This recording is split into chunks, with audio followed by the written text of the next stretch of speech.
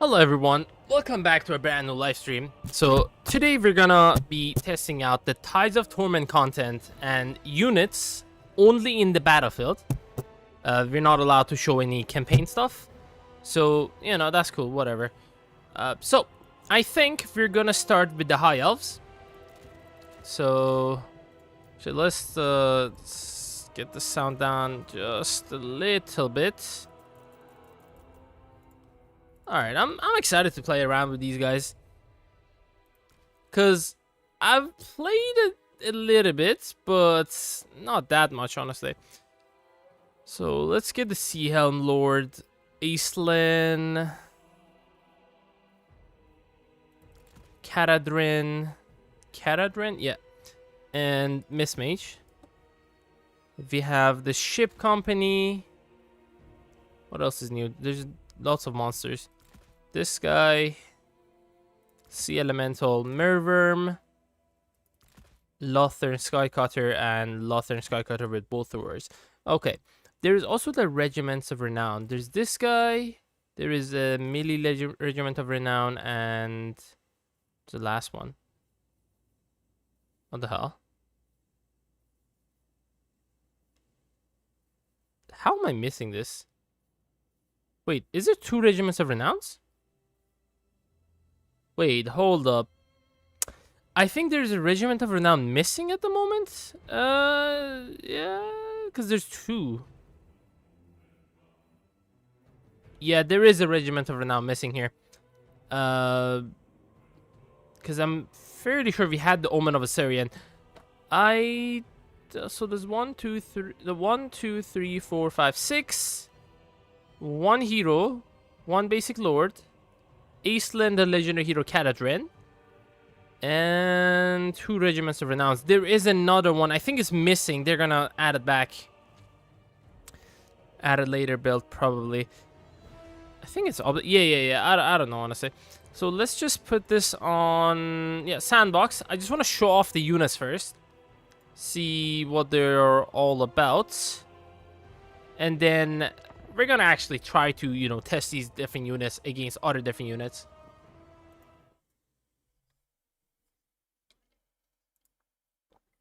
Yeah, I haven't live streamed in a while, man. How long has it been? I think 2 weeks at the very minimum. November 5th. Yeah, 11 days. Jesus. I've been grinding the shit out of U5. Alright. So let's bring you guys back over here. All the monstrosities go back over here.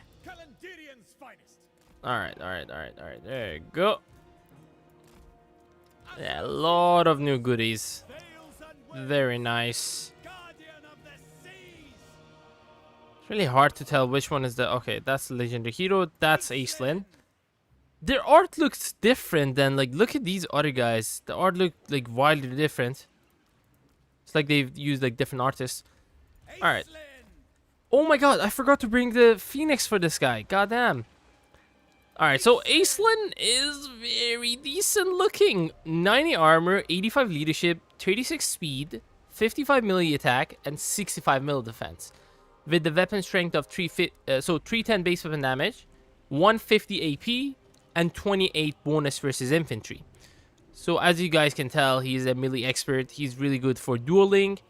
Aquatic, so whereas some units struggle to fight and move in shallow waters, aquatic units excel. I think they get like additional stats, or they don't get their stats reduced, I guess. So yeah, that's cool. Foe Seeker, Potion of Toughness, Stand Your Ground. Okay, Iron-Handed Captain, that is the one.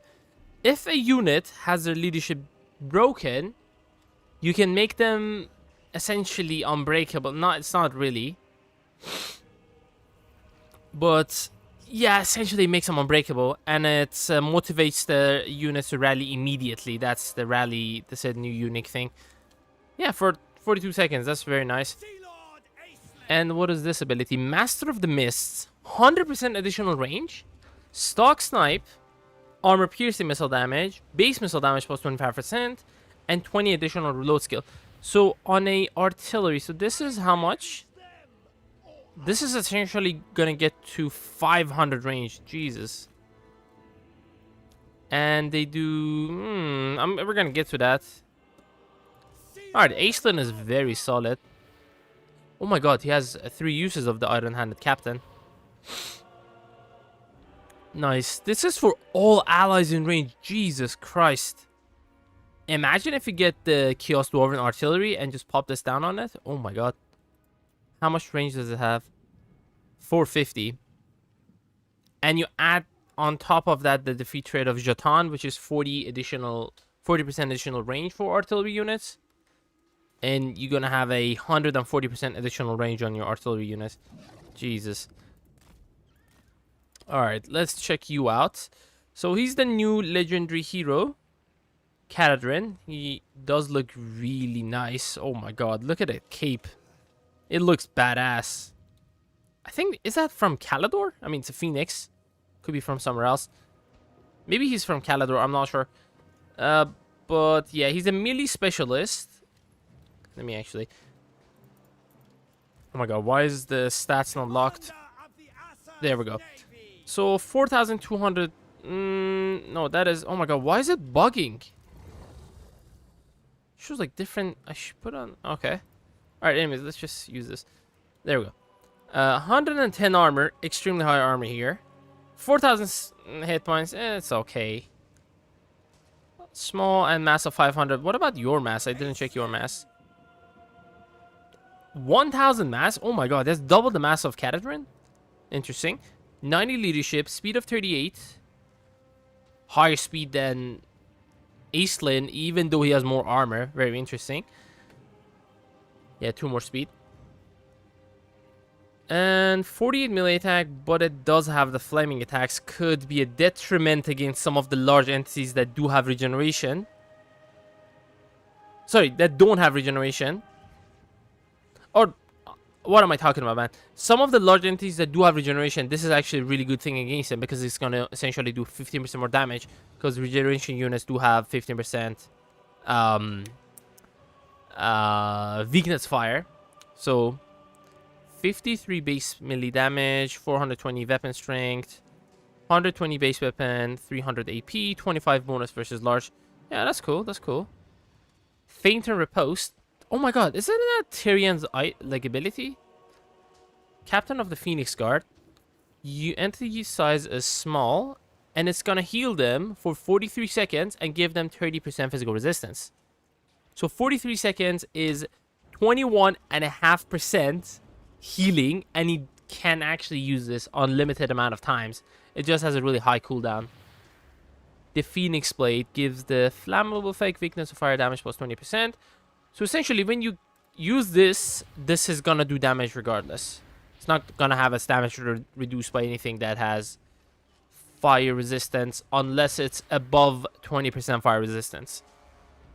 50% more base weapon damage and 50% more armor piercing weapon damage. 60 more bonus versus large. She already has 25. Yeah, he's actually really good against anything that has weakness to fire and is a large entity. Oh my god, he's gonna shred them. Mark of Assyrian is gonna damage the grounded units that have less than 20% hit points. 50 to 100 per second. It's an unlimited amount of time. It's like a passive ability, basically. It's a Mortis engine that is gonna do insane amount of damage to units that have 20%, less than 20% hit points and are grounded. Okay, that's awesome. So the Sea Helm is also anti-large. Is it as good as the... No, okay. Does have a silver shield though. And it does more bonus versus large. Interesting. Yeah, I'm not gonna lie. This weapon looks more badass than Caradrin's weapon.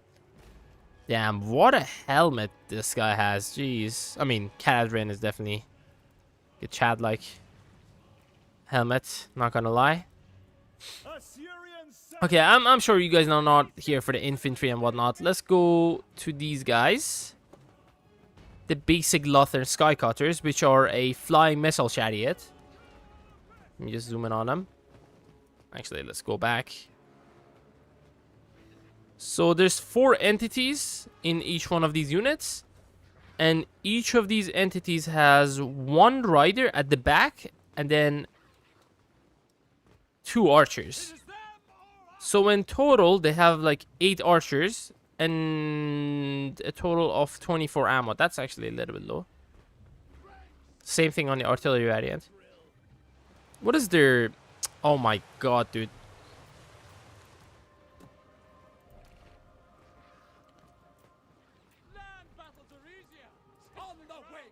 Okay, Jesus. It's a large entity, of course. 1700 mass. Nice. 80 armor, 70 leadership, 90 speed, 30 melee attack, and 26 melee defense. Ugh. 54 weapon strength, 60 charge bonus. Oh, never mind. It has 50 ammo. Oh my god. Okay, that's much better. 140 range and 109 missile strength. 18 base missile damage and 11 armor piercing missile damage. Shots per volley 3. Okay. The artillery variant is the exact same thing. It has a little bit less hit points for some reason. Oh my god, this one does magical attack. This one doesn't. And this one is anti-large. Okay, don't mind if I do. And you can make it anti-infantry as well. Ooh. 250 range, 24 ammo, regardless of which ammo variant you're using. Okay. Okay, the new monstrous infantry for the high elves. I'm so hyped for these guys. They're really good. 10,400 hit points. 0 armor because they're elemental unit. Much like the elemental units we have for Cathay, which is the Crow. And Kislev, which is the Big Bear, basically. Alright, it does have... Oh my god. 65 leadership, 54 speed, very, very fast for the monsters infantry. I mean, fairly fast. It's not very fast. 24 melee attack, but a whopping 55 melee defense. You just gotta, like, put them on top of an infantry unit, and they can hold the line indefinitely. Well, not indefinitely, but they can hold the line for a really long time. Especially because they have 1200 mass. These guys have 150 mass. Yeah, they're okay. They're like the cheapest tier unit for the high elves. And they're not anti-large. They're just a basic sword and shield unit. So back to these guys. Oceanids have 95 weapon strength, 64 base weapon, 31 AP, and 14 bonus versus infantry. And they also have 16 charge bonus. But one of the most important things on these guys is the perfect vigor. So the more they fight, their combat effectiveness is not going to get reduced at all, which is very nice. And they also get like a 30% physical resistance, 20% missile resistance, and a 20% fire resistance. And they also cause fear. It's really good. And they also have Striders, so their speed and combat penalties caused by the terrain are ignored by this unit, which is very nice. Yeah, 30% physical resistance and 20% missile resistance. Jesus Christ, that's really good. Alright, let's move on to the Sea Elemental. It's a very cool looking monster. Really happy they now have elemental units. Yeah, it does have a lot of interesting animations. So it has 10,400... Oh my god, I'm so sorry. These Oceanids have 9,440 hit points. This is the guy that has 10,400 hit points. How much mass do you have? 6,000 mass? Oh my god. That is crazy. 0 armor, much like the Oceanids. 70 leadership, 65 speed, a lot more faster than the Oceanids, 11 more faster. And also have a much better melee attack, 45 melee attack, 70 melee defense, and a weapon strength of 475, 175 base, 300 AP, and 20 bonus versus infantry. Really good. And also have a really decent charge bonus of 32. So they have the Writhing Mist ability, which is the same ability as one of the spells of the Mist Mage, which I'm gonna get to in a minute. Okay. It does have the split up, so essentially when their hit points go below 25%, they're gonna summon a weaker unit of Oceanids, which are these guys, which I think is gonna degrade over time. No, it's not gonna degrade over time, it seems. It also has perfect vigor. Also has Strider, but the extra thing it has over the Oceanids is the immune to contact effect and siege attacker. These guys, for some reason, are not siege attackers, which is kind of a weird choice there. Oh my god, it keeps bringing up the Merworm. So 30% physical resistance, 20% missile resistance, and 20% fire resistance. Same thing as the Oceanids. Again, very nice centerpiece monster. I like it. I like. All right, this is our little Wookiee boy, the Merver, which is pretty cool. So it says cumbersome. The unit attacks are slower than average due to its massive lumbering form. Yeah, which is to be expected off of this big monster with a long ass tail. It looks really nice, I'm gonna be honest. It's a really nice looking monster. 70 armor. Actually, look at the mass. 10,000 mass. Oh my fucking god. It has 4,000 mass compared to the sea elemental. Okay, wait, hold on. This causes... Yeah, it causes terror, my bad. So the sea elemental causes terror, the oceanics cause fear. So 70 armor, 70 leadership, 75 speed, very fast, even faster than the sea elemental. Very nice. 59 melee attack, 38 melee defense. He obviously doesn't have as much of a melee defense as the sea elemental, 32 lower, but 700 weapon strength, 275 base, 425 AP damage, and a 30 bonus versus large. So it's a big ass monster with tons of mass, and it does do extra damage versus other monsters, so it can kill like big monsters like sea elemental or oceanus monsters infantry a lot more easier. 42 charge bonus and freaking regeneration on the 12,600 hit points. This is genuinely ridiculous. They also have this abyssal cloak, which gives him 20 missile block chance and 360 missile block, which essentially blocks any projectiles from any direction, and enemies -4 leadership. As long as there is units... No, as long as its leadership is higher than broken. So essentially, if he's not broken, he's going to have 20 missile block chance on top of the 25% missile resistance there. And the 360 missile block. So he's going to block any projectiles from any directions as long as they're not artillery. Because he doesn't have the better variant of missile block chance. The... what was it called? I don't remember the trait. But yeah, siege attacker obviously and causes terror. Very nice. So the difference between the basic Merworm and the Silac One Eye, it... oh my god, it looks even better than the basic Merworm. Yeah, it does have this icy vibes. What are these? Jesus. Okay, it has 10 more leadership, 12 more melee attack, and 10 more melee defense. And the other thing it has is this ability, the Enfeebling Cold, which reduces the charge bonus of the enemies by 15%, their melee attack by 5%, and their charge speed by 10% in the range of 35 meters. Very cool. Alright, now let's get to the ship's company. Again, they're not anything fancy. They're like the most basic unit you can get. They do look... I mean, they're definitely mewing here. Like oral farming or something. So yeah, they have like a silver shield, 30 armor, 65 leadership, 33 speed, 28 melee attack, 24 melee defense, 30 weapon strength, 7 of it AP, 14 charge bonus, and the martial prowess, which all of the high elf units have. At least the non-monstrous units. And some of them have the better variant of this, of course. And then we get to the company of the Calendarian. Okay, let me actually bring them up. So they're basically like the White Lions of Hoeth, but I think the lower version of, like the cheaper version of them, I guess. Not really. I mean, they're a regiment of renown, so essentially you can only get one of these. Yeah, when you compare it to these guys, they have 30 more armor without any shields, 10 more leadership, 75, same speed, 8 more melee attack, 1 less melee defense. But they also do AP damage, 20 AP, 10 base weapon damage, and charge bonus. And the other thing is they have the martial mastery, which gives them 6 more melee attack compared to the martial prowess. Same amount of melee defense, 6 more melee attack. Yeah, that's pretty cool. It's pretty cool. And then we come to the lore of Mist, which I have a video covering that. You can definitely check that out. I'm not going to show this off. And we're gonna go check out some other factions. Actually, I'm not sure if I can play multiplayer versus other people.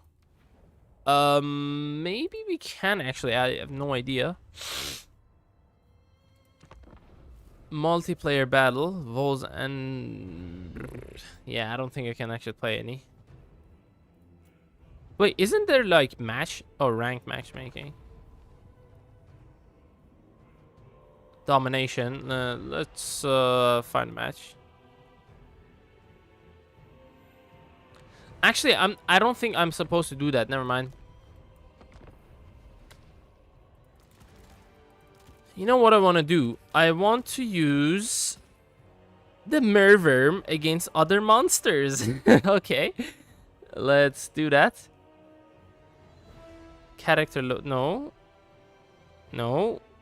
Allow multiple lords. I don't care about that. Let me go very hard. Okay. Let's use it against a Charybdis. Yeah, let's see how it goes.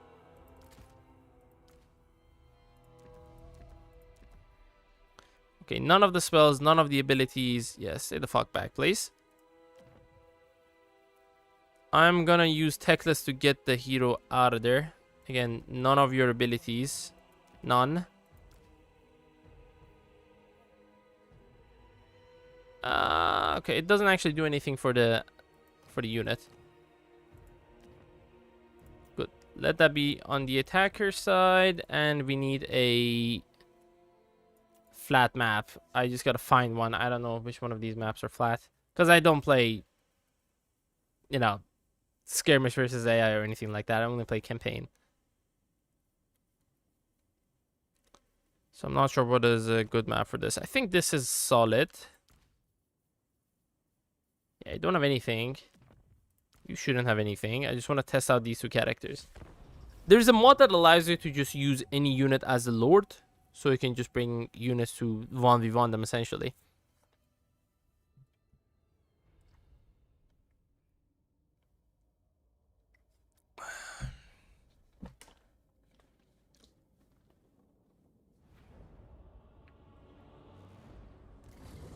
Yeah, this is the best map. Not really.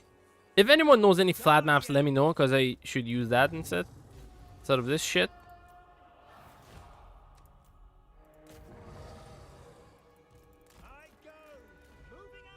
I should have brought the Net of Amontok. Okay, that does give -8 leadership, so it could have an advantage over this guy. Okay, that was the first hit. 1200 damage! Oh my god, that was such a cool animation. Oh my god. Oh my god. Jesus, bro. That is an insane animation. I love it. Oh, oh. Okay, this is actually not just... Oh my god, this animation is so cool, but it's having a really hard time hitting him. Like, it doesn't do any damage.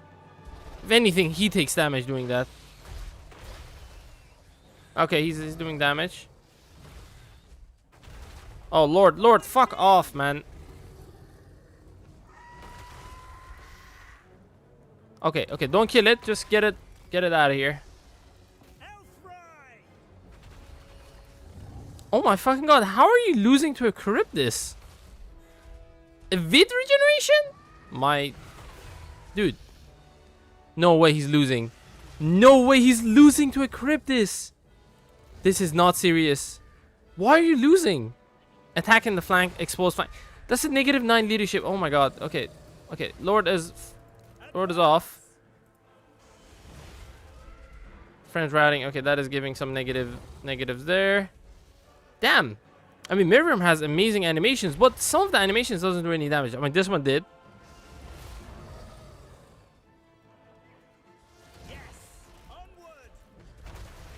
Okay, okay, it's coming. Oh my god. It has so many cool animations. I love it. Okay, that animation definitely did damage. The one that it rolls over, that doesn't do anything. It did damage once. Now, I can't believe it that it's actually losing to a Charybdis. Never mind, never mind, never mind. The wound is activated and gone. I mean, he barely survived. I mean, the Lord did help out the Charybdis for a second, so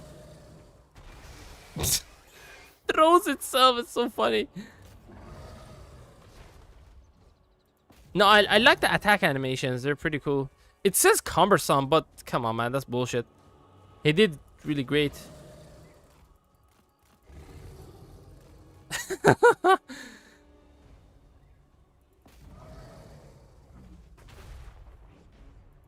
Okay, cool.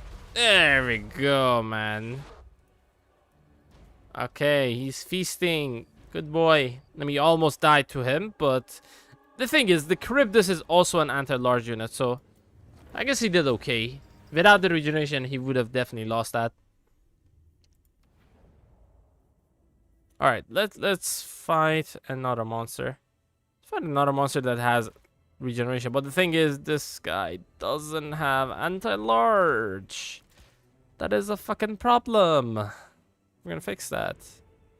Can't fix that. Okay. Feral Carnosaur would be a good test. Like, can I have someone that just stays back and doesn't fight?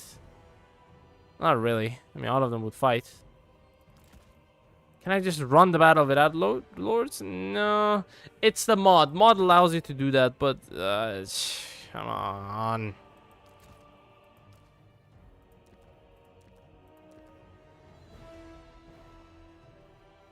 Okay, let's put it on a Pegasus, and I'm gonna go after it with Techless, so it doesn't come after my cute Merworm.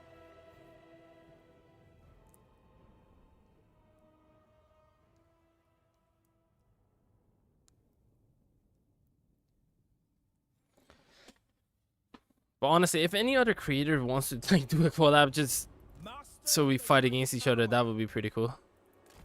Oh, by the way, you go kill her. We don't need to kill her, we just need to get her to get off my hero. Get off my unit.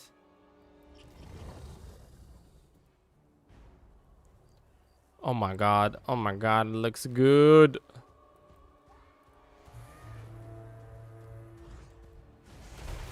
Look, that animation actually did some damage. It was a delayed damage though.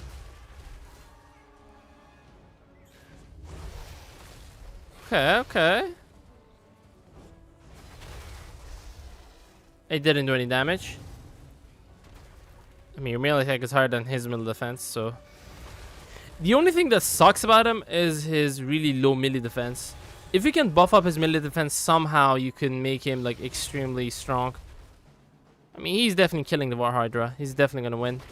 I mean, the War Hydra has this ability which can heal him 4 different times. Let's go after the Lord. Get her to fuck off. Okay, did have his healing. Alright, that is fair. He does have regeneration plus 3 of these. But that one has a cooldown, so he could potentially outlast the Merver, maybe? Because regeneration is not 0.1% of his healing hit points. Nah, he's kicking the War Hydra's ass. Even with War Hydra's healing, you know, there's 2 different healings he has. I mean, makes sense. He has a lot more weapon strength and also anti-large, so 30 bonus versus large. Probably gonna have his healing 8. Not really. Okay. More than half of his hit points is still there, and he can regenerate back to full hit points. Alright, that he did good against this guy. But we gotta test him out against like other large entity anti-large units, you know. Like, I know some units in the Lizardmen roster, but I want to check those out at the end. Start with the Beastmen. They do have the Gorgon and also the Minotaurs with great weapons that are anti-large. Large anti-monsters. That is... yeah, it's not anti-large. Do have this one that is anti-large as well. One of the new units, the Praeton. They're pretty cool. From the Slaanesh... okay, let's show off the Beastmen, man. They got the Slangors. So now they have the Gores from all the 4 Chaos Gods. Korngor, Slangor, Pestigor, and Zangors. And they've also gotten 2 of the monsters. Chimeria and the Praetor, and also both of their regiments of renown, man. Oh my god, the Beastmen are eating good. So let's keep him at the back without any spells or anything.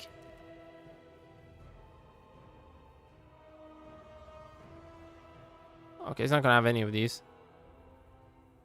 Still gonna have these fucking things. Okay, we gotta get him the fuck out of there. So we can test out. The Minotaur is essentially half the cost of the Merworm. I just want to see how it performs against the Minotaurs with large, anti-large. Because yeah, Minotaurs are one of the best monstrous infantries in this game. Especially if you buff them up. This one is unbuffed. But still, pretty cool. Hey Pontifex, how you doing, dude?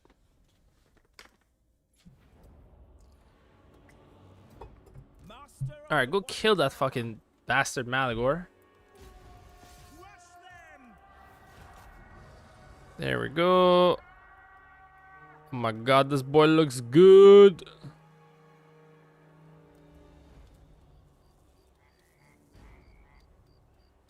Jeez.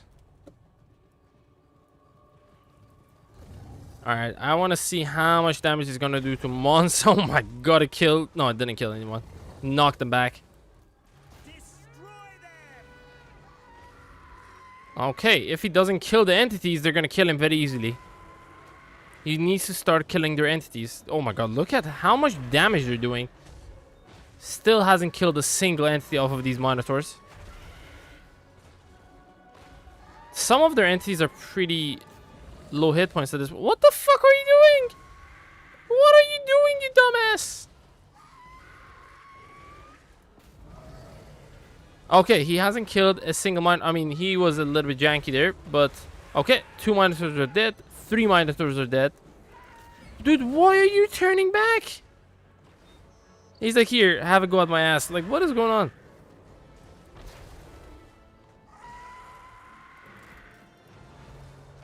Okay, faster and stronger. Okay, that is not fair, man. I broke them with Heckless, not with him.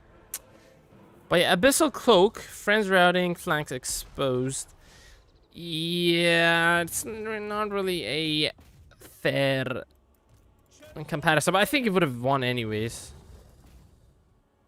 Because yeah, the Abyssal Cloak gives -4 leadership and also causing terror. These guys only cause fear.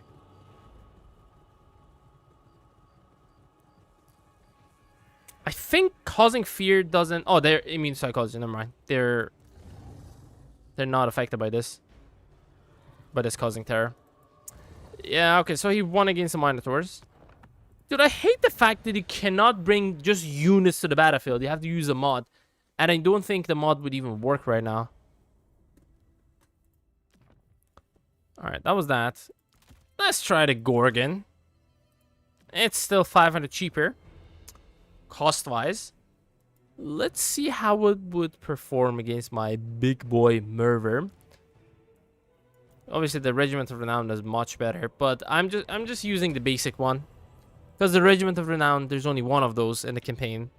But these guys, you can just get unlimited amount of them as long as your economy supports it, you know? I'm gonna be honest, I just want to play the campaign. But yeah, I can't just show it off just yet. And it fucking sucks. I don't enjoy playing the campaign on my own time. I enjoy it a lot when I'm playing on the stream. Now, I'll be honest, Gorgon looks so fucking badass. So does my new boy, Merworm. Oh, look how long he is, man. Look at them tails. Okay, go kill Malagor. Fuck that guy.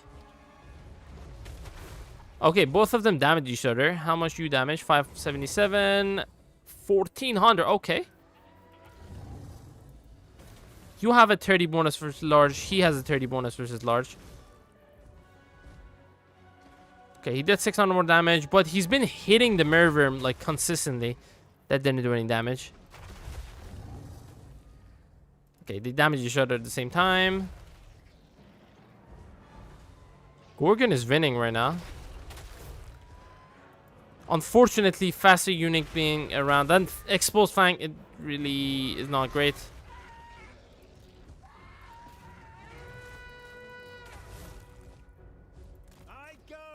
Okay, this fucking bastard is actually gonna... What is he doing?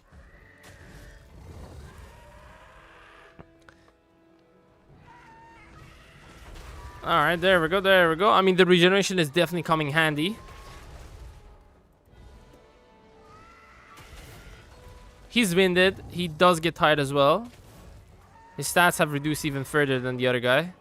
No, actually the same amount. -6, -7. Yeah, he's a little bit more tired. Oh my god, this is so freaking close. I don't wanna... Okay, friends routing definitely sucks. Oh my god, Merverm is gonna lose. No way. No freaking way, man.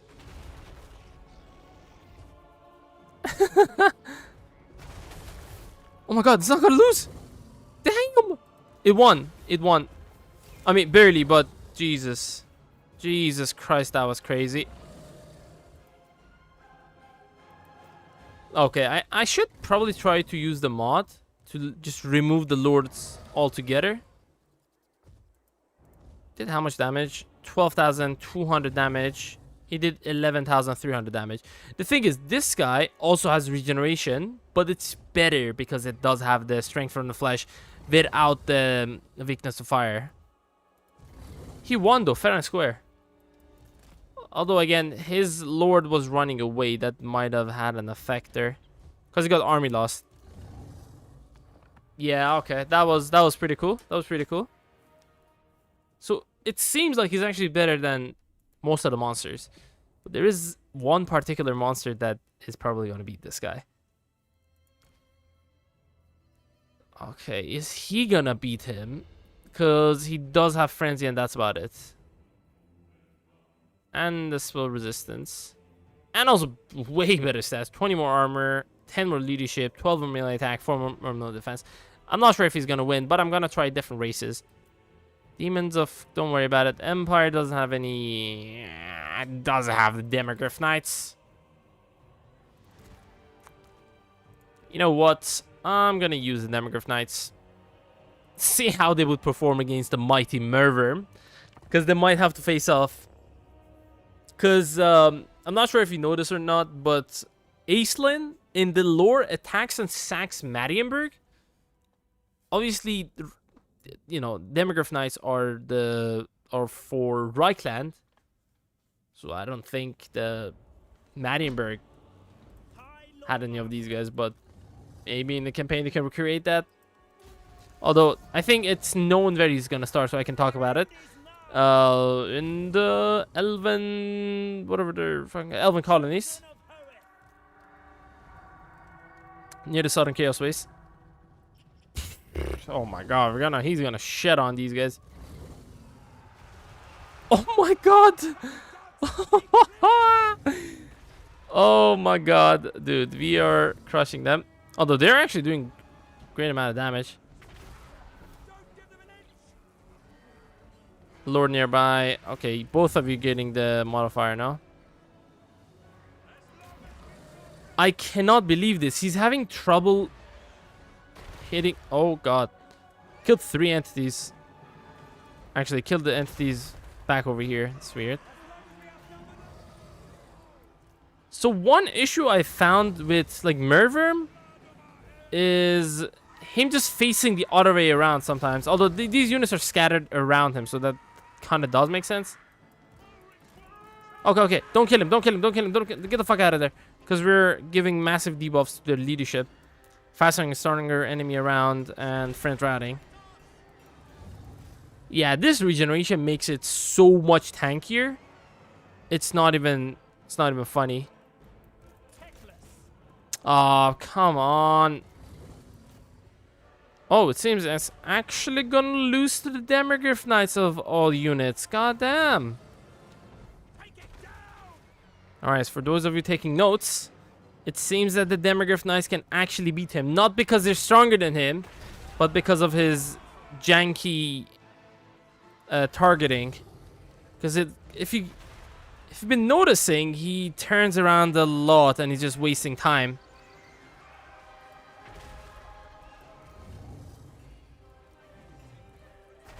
There we go. There we go. Are they gonna win? Are they gonna lose? Stuck on one leadership. Look, he's just turning around. So annoying. He's just taking damage. Oh, what a fucking idiot. Seems we have the Demogryph Knight supremacy. They lost because we army lost him. That's... Yeah, they would have killed him. Unless AO Stupidity would have just left him alone. He would have regenerated over time. And he would have came back, kicked their ass, you know? Yeah. Hey, Sticks, how you doing, dude? Letting you play with the new stuff. Now you hit the big league. Dude, I've been having early access a long time, man. Ever since Shadows of Change. Brother. Yeah, ever since Pharaoh, I've been having early access. What a shitty game to start having early access from CA. Goddamn. Show units on gameplay. Well, we can show gameplay next weekend. Not for the DLC stuff, but for the FLC stuff. So, the mask or the mosque, I guess. I'm not sure what her name is, and all other reworks we've gotten. I'm not allowed to talk about it. Anyways, against other high elven monsters, let's see how they will fare against them. Obviously, I think they're gonna beat every one of them. Okay, let's not check it out against other high elves. Lizardmen are for the last. Let's wait on that. Let's make this guy. Fuck me. There's not a mage lord. Well, there is a mage lord. What is he gonna call in melee combat, anyways?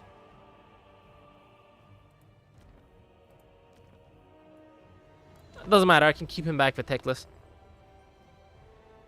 I'm usually more interested in the FLC stuff anyway. There is a couple of good changes. I don't think I can talk about it, but you're gonna see when we can announce it. Some position change, anyways. Yeah, I said more than enough. Actually, I didn't say anything.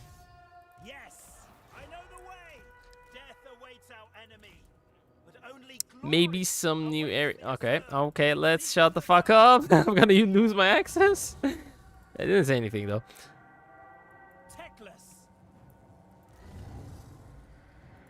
They open up int. I'm kidding. No, they didn't. Oh my god! Imagine if they actually did, and I just haven't checked it out yet. Yeah, int and Koresh haven't opened up. No, I'm kidding. They haven't been. Jesus, man-eaters are kicking their ass. Dude, monsters infantry that are anti-large would definitely kick this guy's ass. Like, Minotaurs really gave him a hard time last time we played. It seems like he's really good against other single entity monsters. Okay, these guys don't have that many entities. They're definitely kicking his ass. I mean, he's no pushover. He's actually damaging them as well. He's killed one entity so far. He's gonna start killing more of their entities.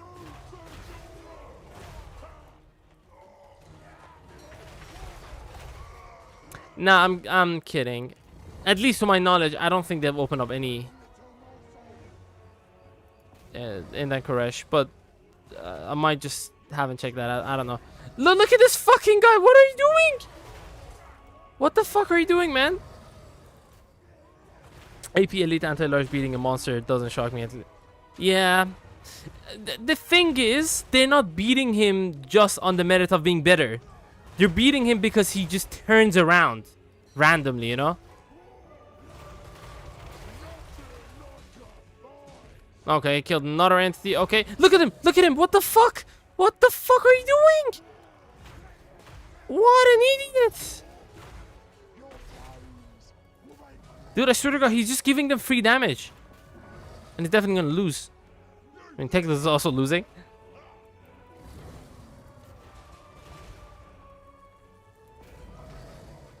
I have to report this because this unit is really cool. Like, it has really cool animations. Look at this, man. What the fuck? He's like, here, get some free damage on me. He's like, I already have regeneration. I don't worry about it. Sucker charge your monster. The thing is, he's fast, right? But if you have him in melee combat, he's just gonna get tired and he's gonna lose part of his speed. So he's not gonna be able to cycle charge into monstrous infantry that are already fast. I can just keep him at the back, right?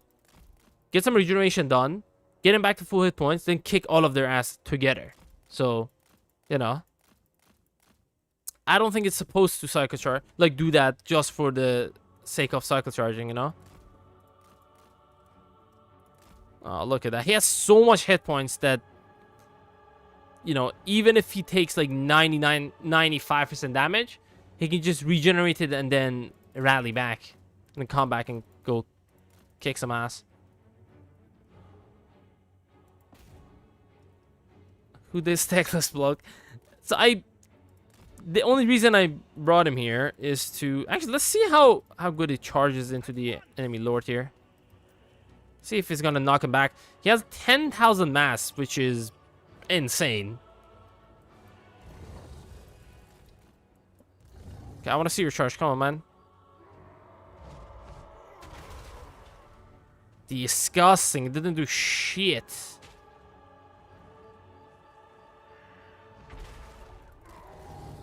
Okay, can I just disengage and run away?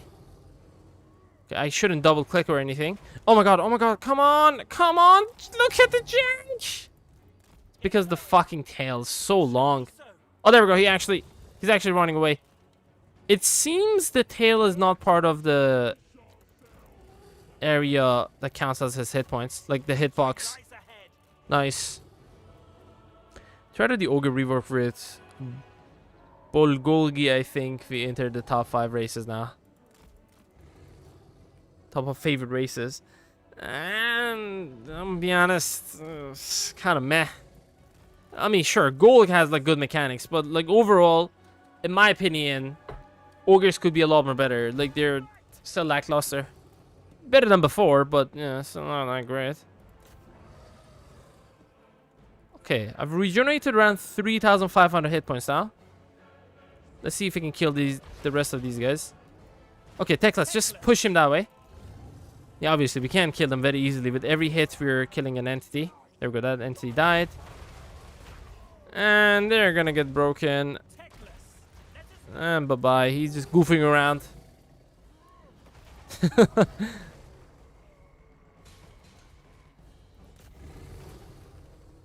Oh, look at this guy. So my experience so far with the Merworm, it seems that single entities that are very small but still count as large entities, he has trouble against them. He also has trouble against monstrous infantry or monstrous cavalry, which have a lot of entities. Because of the fact that, for some reason, he just turns around. It does make sense, like in the previous battle, that the... What is their name? The Reichsguard? No.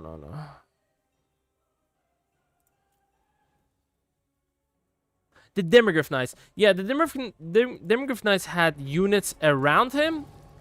So they had like part of their entities on his other side. So it did make sense for him to turn around then. But even in this battle, he was just turning around randomly and, you know, not doing anything. He wasn't even doing any attack animation or anything. You know, that's definitely a problem, and maybe an oversight. Maybe it's a design problem, I have no idea. Actually, never mind. He hit us first. Oh my god, it's not the... Okay, that is... Okay, I get why he wasn't able to actually land a hit, because this guy has better melee defense than his melee attack. Especially because he was tired probably at that point. Because as you guys know, the armor, speed, melee attack, and the charge bonus get affected by your vigor. But the melee defense, I mean, it should get affected. It doesn't get affected as much, though. Nice. Okay. They really fit my interests, in my opinion. They feel like mobile wood elves waddling around and stomping people, ignoring cities. Yeah, it's some unique gameplay for sure.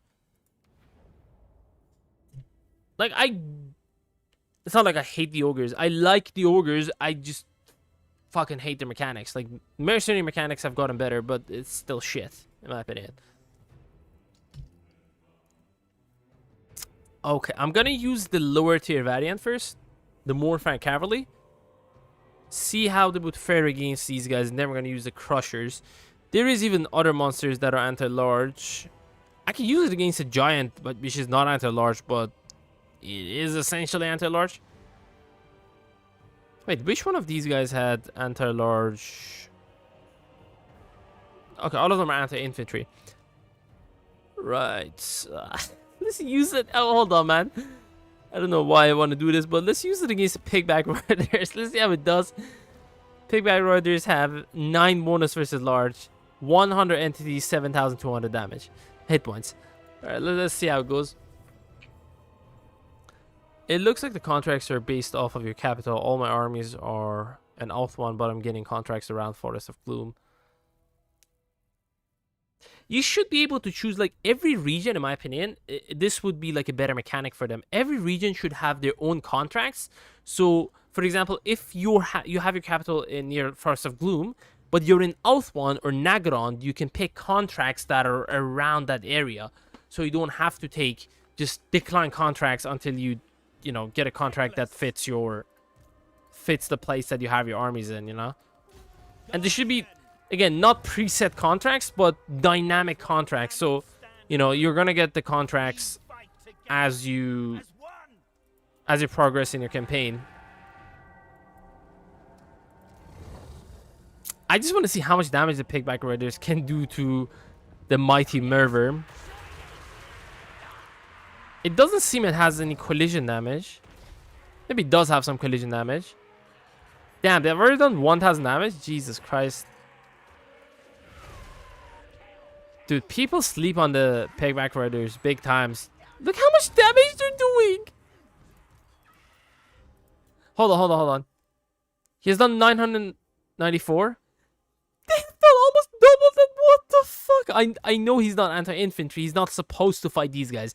But I just wanted to see if we'd actually lose to a Pigback Rider. This would be the funniest thing. Dude, I swear to God, if he loses to Pigback Riders, this unit, I would declare the GOAT. Okay, it's not gonna lose. Started to hit some land some of his hits. And the fact that it has regeneration, it's probably not gonna lose. Yeah, it's gonna wear them down. Okay, oh, there we go. That was a big chunk of damage there. Thing is, they don't have that much hit points, so even though he has, like, destroyed half of their hit points, he has only done, like, 4. Okay, there we go. Never mind. Alright, cool. Alright, that was pretty cool, not gonna lie. I think the way I would fix it is just let you set 3 factions you target. They could reuse the code for wars, how you target them, and you get contracts from the 3 factions you target until you move the target to someone else. That could be another way to work it, to make it feasible for them to code that, because they already have it for the wars and whatnot.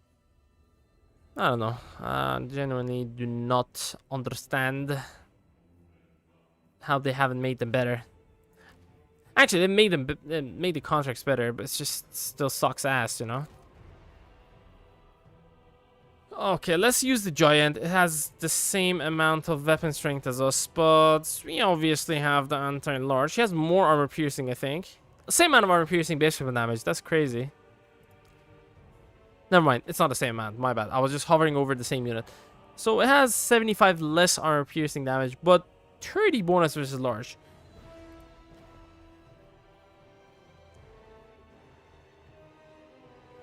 We can compare it.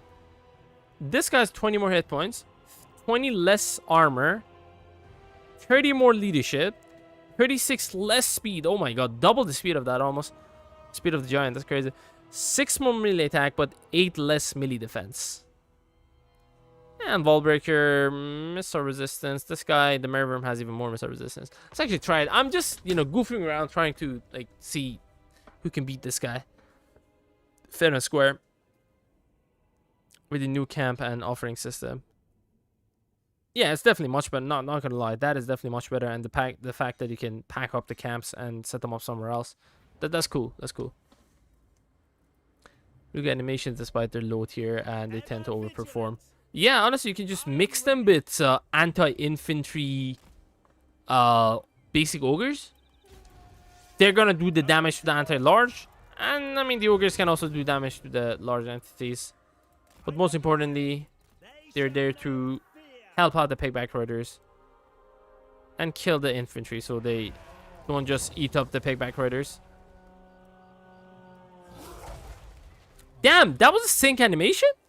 He actually hit him on his head. I'm not sure if that was a sync animation, because look, I think that's a sync animation. Hits him on the side of his face. This is also, I think these are sync. Yeah, this is actually pretty smooth. Again, I'm not sure if any of these are sync animation or just looking good by chance.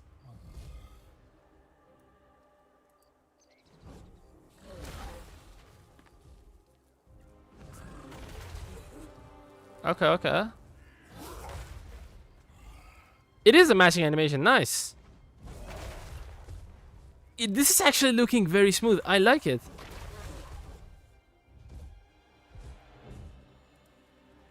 Look, look, look, look, look. What the fuck are you doing?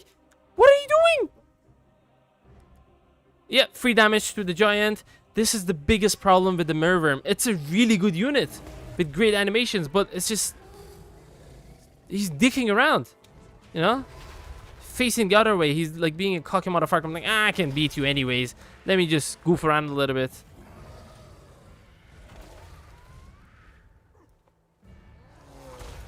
Yeah, look, that's definitely a sync animation. It does have a couple of sync animations with probably not just this giant, but other giants as well.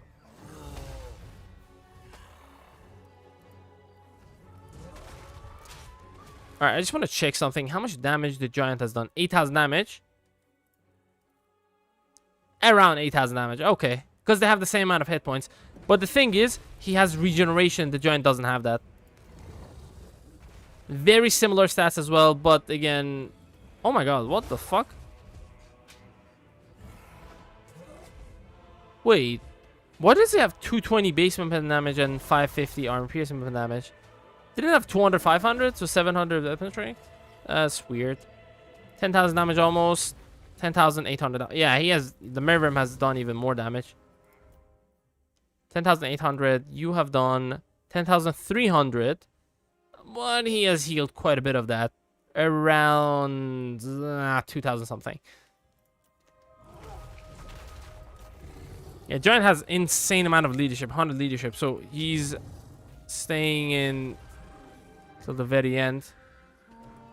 Faster enemy nearby. Okay, if Teclis wasn't around, he probably would have lasted a little bit longer. But the Merworm would have won anyways. That's pretty cool.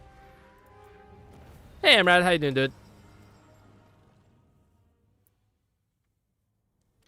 They, I think, uses the same model. They have some animations in common.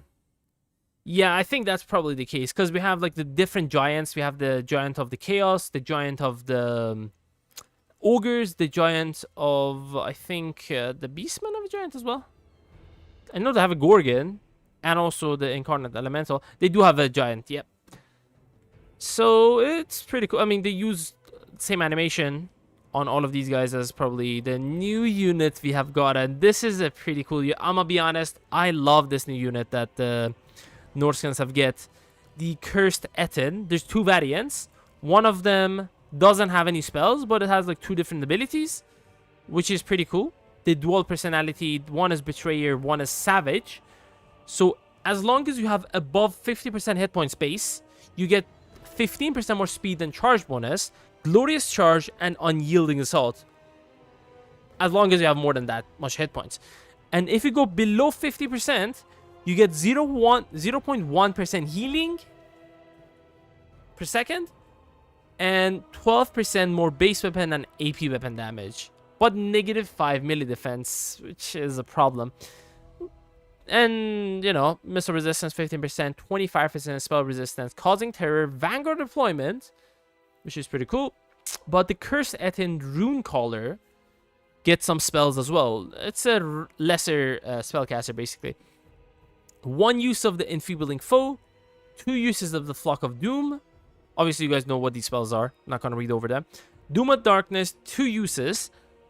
And the dual personality is much better. In my opinion, at least, it's much better.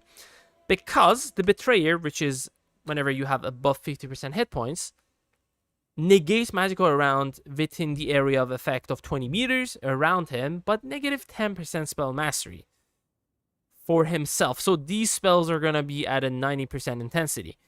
But if it goes below 50% hit point, he's going to get 0.1% heal per second, 20% power recharge rate, and 0.05 reserves per second. So in 20 seconds, you can essentially get 1 Winds of Magic, as long as he's below 50%.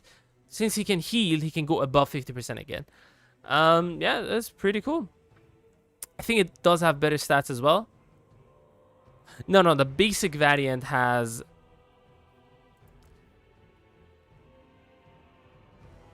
The basic variant has way better stats.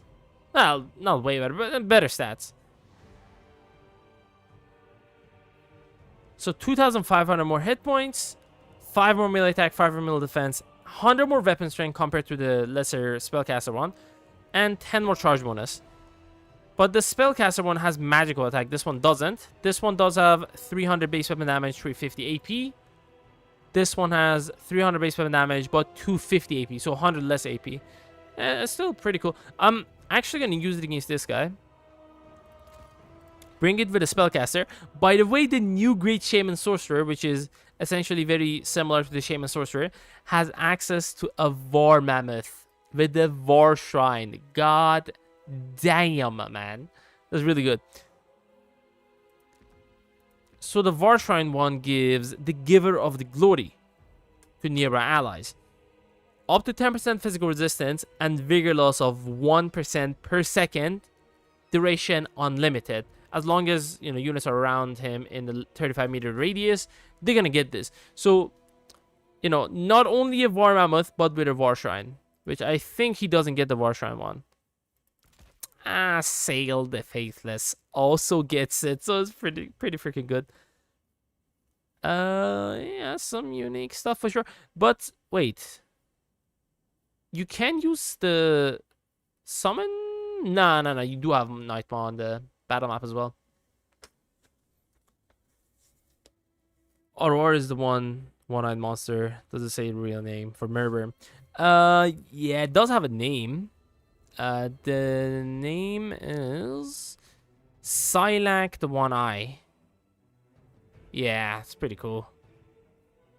I showed it off in the beginning of the stream, so if you want to check it out, definitely go back, check it out there.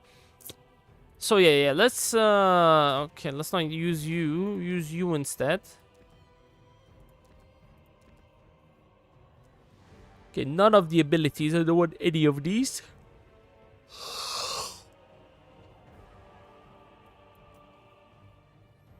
This is the new legendary hero for the Norskins, by the way. Pretty cool. Georg Berstruck. And this is the Fimir Noble, which is very similar to the Fimir Balefin, but it's a melee variant, essentially. And, you know, some of the stuff he does is very, very similar. Favored by the Matriarch. Oh my god. Affects allies in range as long as their hit point is above 50% hit points. 24 melee attack. Oh, it's an active ability. From the Mist. I think these guys also have that. Oh, yeah. 25% missile resistance as long as they're above 50% hit points. Okay, we're going to get to that in a second. Let's check out the Merworm against the Cursed Ettin, which has 1,000 less cost. There we go. Nice anti-magic auras are sweet. I don't think Norsko has the most uses for it, but still good. Yeah, that's cool. It's cool. I mean, there's items now that can allow you to negate magical attacks. Is there actually? I think there is an item at the very least. I'm not sure if everyone has access to it or not, but you know, I know for a fact there is an item that does that.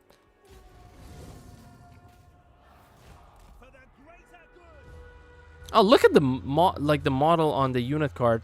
That's actually pretty cool. The mirror room also has a unique one. I like these. I like these. Nice. Okay, stop that guy right there. What the fuck? Did you guys see that? He stopped his attack mid-attack. What the hell? Dude, I swear to God, this Mervim is starting to piss me off. Look at this! He's like, come on, man. Spank me now. Come on, man.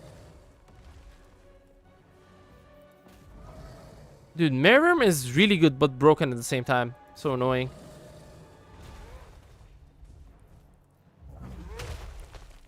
Hold on. Let's look at this beautiful boy. Oh my God, so fun. Look at his guts. Ugh. Look at this guy. So one of them has a big freaking hand. One of them has a little tiny T-Rex hand. Look at him, man. Ugh. Mutations. That's cuts and yuck. The Runecaster variant is actually a lot more cooler. Oh, you can see his spine. What the fuck? Look at his fingernails. Nice. I think he cuts his fingernails regularly, so it does look nice. Damn. Seems he plays guitar as well. Alright, anyways.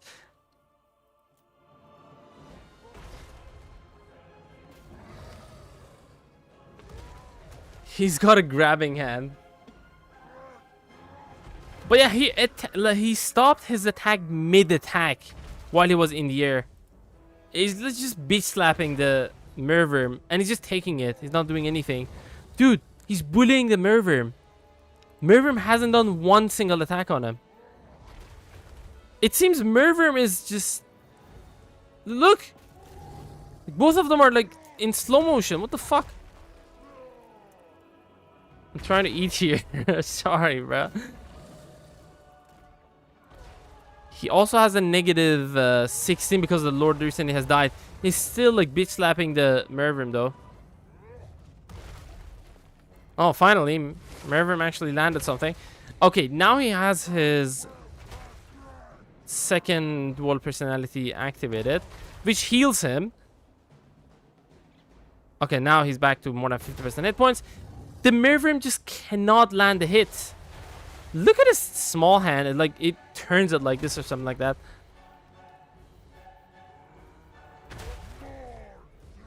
Yeah, the cursed Etin just shat on the Mervim. Because look, they both go on like slow motion. This is not slow motion. Look at this. Oh, finally, he did land a hit. I'm not sure if it damaged him or not. Yeah, it's not damaging him.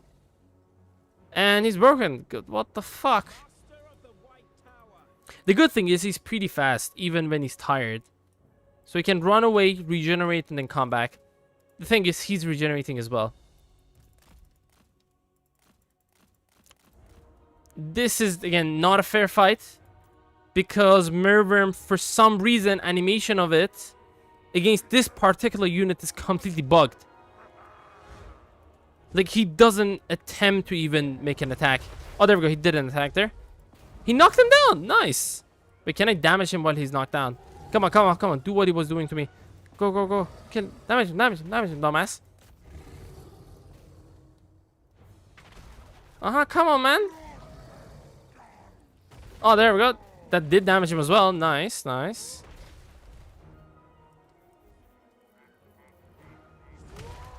Oh my god, he's just constantly damaging the... Yep, the Mervim is just... The animation of it is... I don't know how to describe it. It's not great. I mean, animation-wise, is great. But the fact that it doesn't work against this particular unit, that really sucks. Okay, he's gonna regenerate and come back. He can come back one more time. Again, he's healing as well with the dual personality Savage. So yeah, this one heals if he's below 50%. And as soon as he heals, it stops the, like, you know, up to 50% hit points. He's gonna get the other one, which gives him additional stats. Unyielding Assault, which is pretty cool. Unyielding Assault is definitely bullshit, because it does mean you cannot reduce their melee attack with abilities or spells. But them being tired definitely does affect it.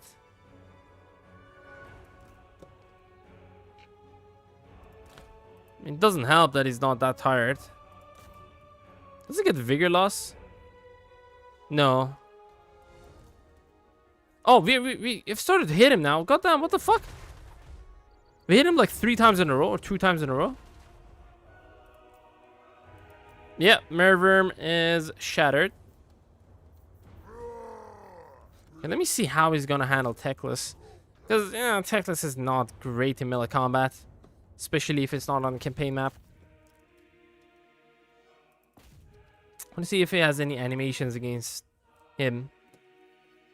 Against Phoenixes. Oh my god, he's doing more damage to him than Merworm.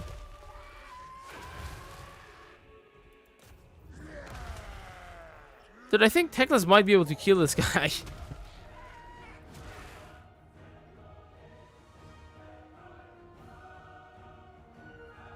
No fucking way. Teclis is actually having an easier time against... The thing is, he was damaged already, so... And he was tired a little bit. I want to see what his death animation is. Let's actually check that out together. Okay, he's gonna die next set, probably.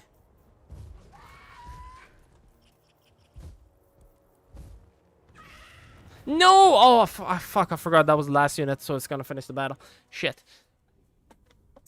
Yeah, Merworm is good with good animations. It just doesn't work sometimes. And he just turns around for some reason mid-fight. Alright, I will check out the Merworm a little bit further. But I just want to see how good the Oceanids are when you combine it with a basic crap ship company, right? Let's bring in some anti-large.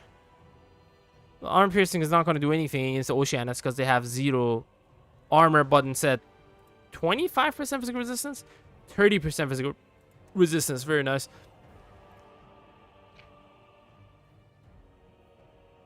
Let's bring... How much are the Oceanids? 1,100. Alright, I'm gonna bring in Norscan Ice Trolls, even though they're kind of useless against the Oceanids. What should I bring to really test these guys out? A Marauder Champion, right? Should be able to cut through, or something armor piercing.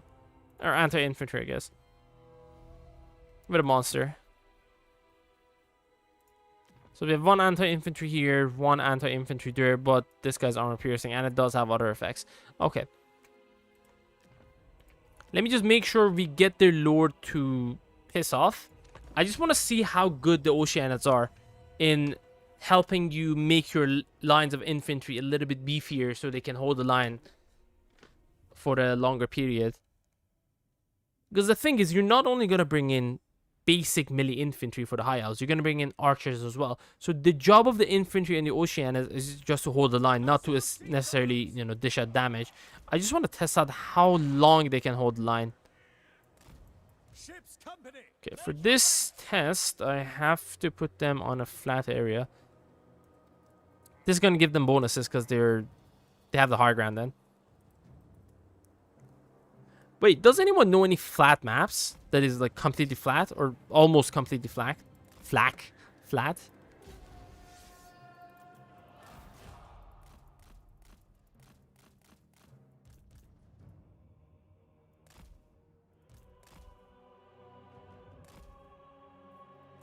Okay, it seems the Lord is staying back. Okay, good.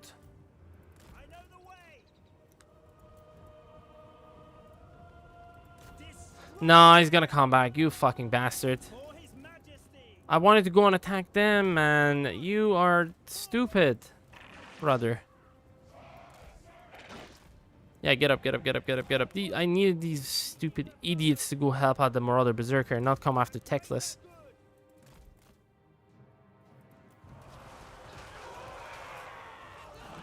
They don't have any magical attack or anything. They have insane freaking weapon strength. So if you look at the Oceanids, they have a lot of melee defense. Good amount of weapon strength, not gonna lie.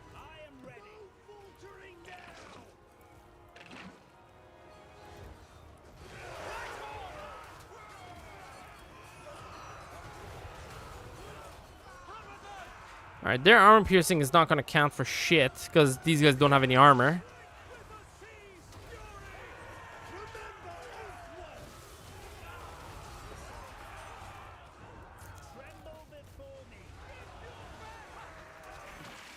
Okay, so far we have lost 4 of them, but you gotta bear in mind they do have perfect vigor, so their stats are not gonna get reduced at all. You just gotta keep their leaderships up.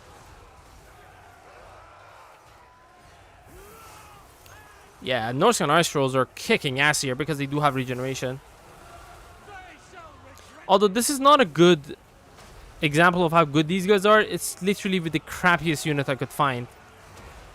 I mean, it still does have the martial prowess, this guy. So 36 mil defense is not that crap, but both of these guys have higher melee attack than them. I mean, he's tired now, so they're holding the line pretty nicely, not gonna lie. Frightened by enemy unit. Are you guys frightened? Obviously not, because you have immune psychology. Do we? No, immune to contact effect though. So the 30% less speed is not gonna do anything. Jesus, they're holding line really well. Like, it's been a couple minutes, like 2 minutes maybe. Okay, don't kill the Lord. No, no, no, no, no, no. Fuck, now we're gonna debuff them. Alright, I wanna keep Techless away from them. I don't wanna give them any bonuses for leadership. I just wanna see how long these guys can hold against Marauder Berserkers and Norscan Ice Trolls. Because even cost-wise, these two cost a lot more than my 2 units. Still holding the line. I'm very surprised. Down to 7 entities and around 1/4 of their hit points left.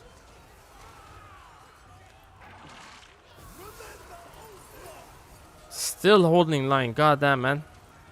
We might be able to win this, you know. Again, winning doesn't matter. I just want to test this out. Nah, man. Norscan Ice Trolls with regeneration are just kicking ass here. Fucking spider scared the shit out of me. Goddamn.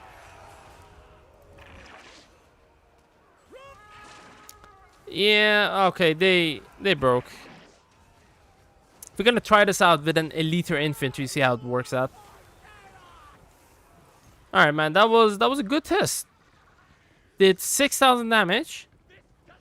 These guys did around 5,300. 5,000 there.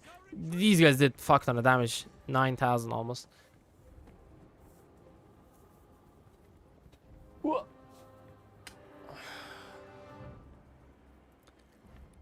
Hey, the new Lord of Mist. To be honest, I don't mind it. I just gotta play around with it. I don't know, man. All I can say is it's not my favorite Lord of Magic. And the thing is, the Archmages and the basic mages don't get access to this. So it's only the Mist Mage.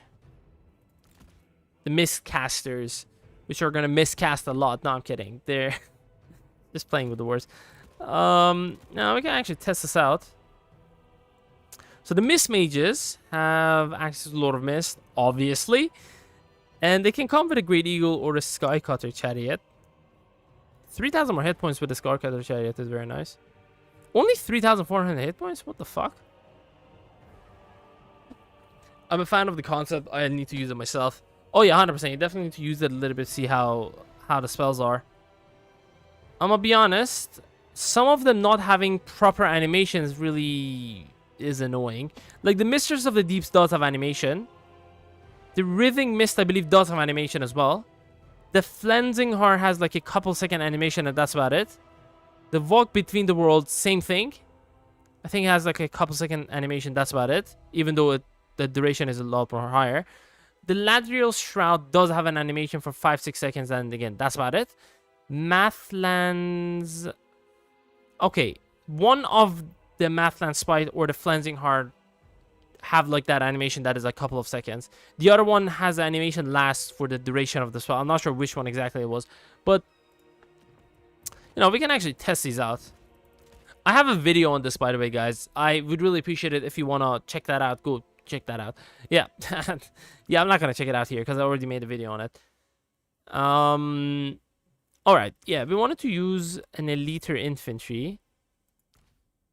Because if you check out the difference between the Spearmen and the Ship's Company, you see that the Spearmen are basically like better melee, less melee, like a lot less melee defense. A little bit less armor, a little bit less leadership, but 8 more melee attack. And more weapon strength, more charge bonus. But the thing is, these guys do have that bonus versus large that these guys don't. They're basically the cheaper variant of Rangers, but slower, but they also have the shields. Basically. Without the physical resistance, so I don't know what the... They're cheaper than the Rangers. The thing is, I don't rate any of them.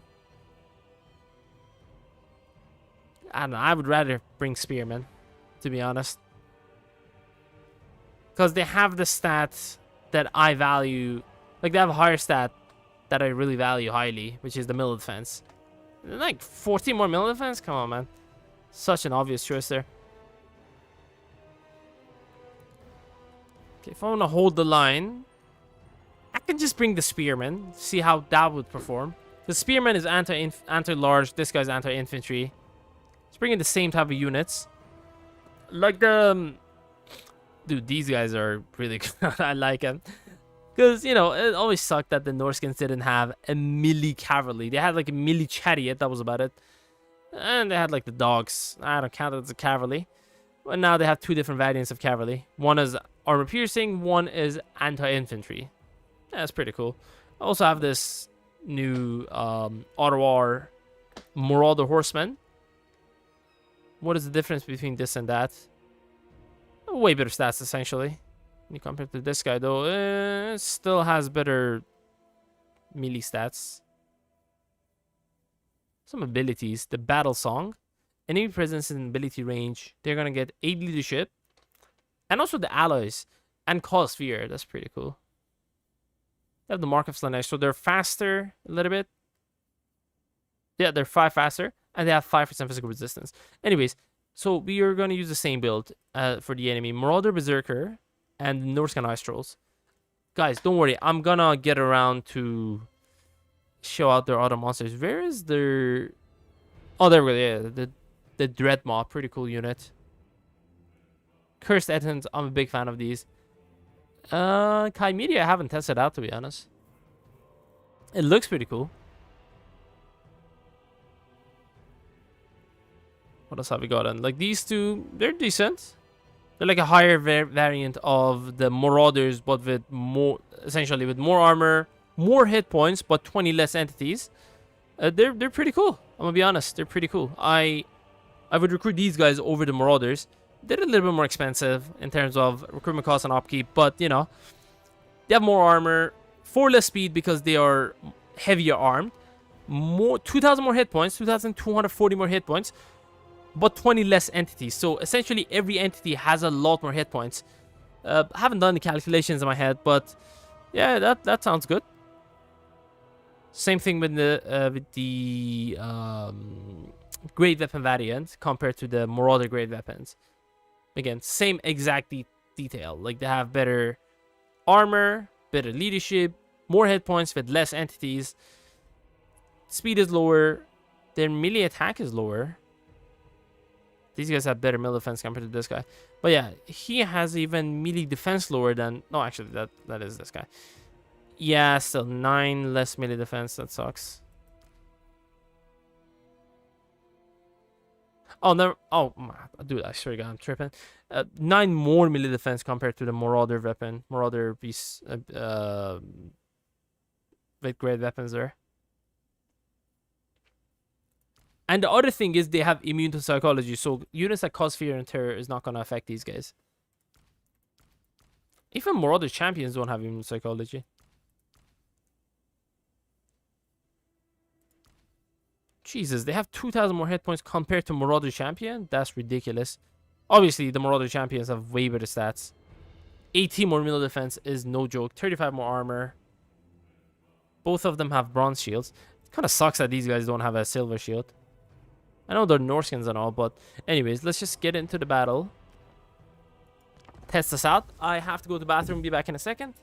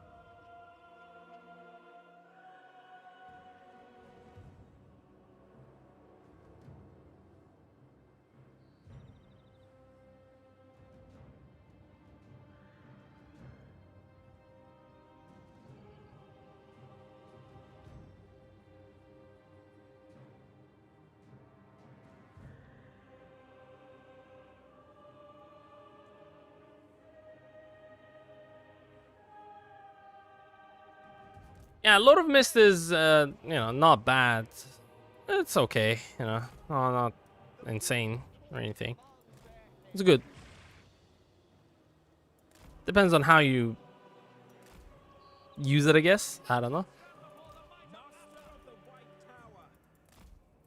Okay, make sure to not engage with this guy until both of these guys are in melee combat already. He doesn't have any spells right now, eh? Yeah. This has the rage, which all of them do. That's berserk. So the more he fights in melee combat, the better he's gonna get. Which is fine. What the fuck is this guy doing? Okay, we do have a little bit of elevation. I would say let's move up a little bit. So we're not gonna have the bonus against them. So is he retarded? Why isn't he attacking? Oh, there we go. Let's see if the extra armor is gonna come in handy here. I mean, they're armor piercing anyways.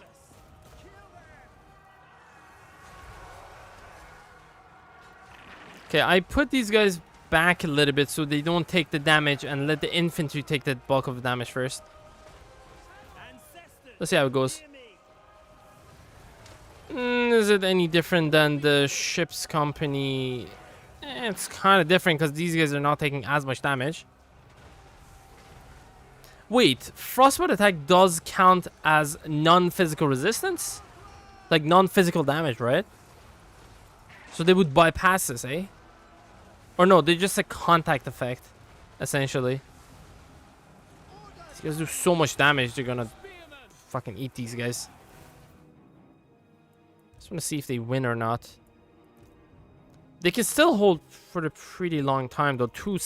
One simple unit with unit of Oceanate. Well, you can just damage the other part of their forces with your archers and whatnot. Okay, if you have the Lord around them. And they have the Lord around as well. Because I need to give them a little bit more leadership. I don't want to reduce their leadership by anything. Yep, they still beat us. This time we did a lot more damage to the Norscan Ice Trolls because we had anti-large. Alright, that's cool.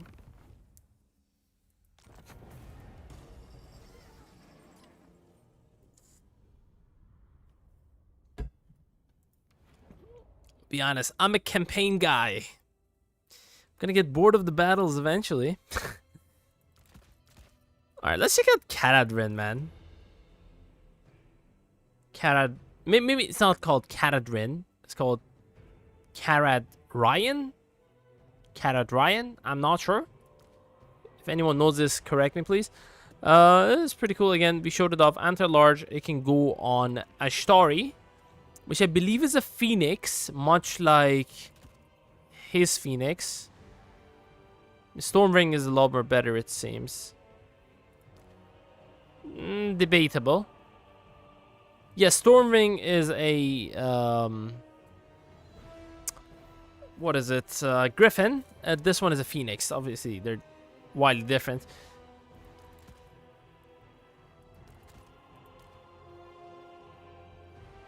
Kind of sucks how the Sea Hub cannot go on any like horse or anything like that.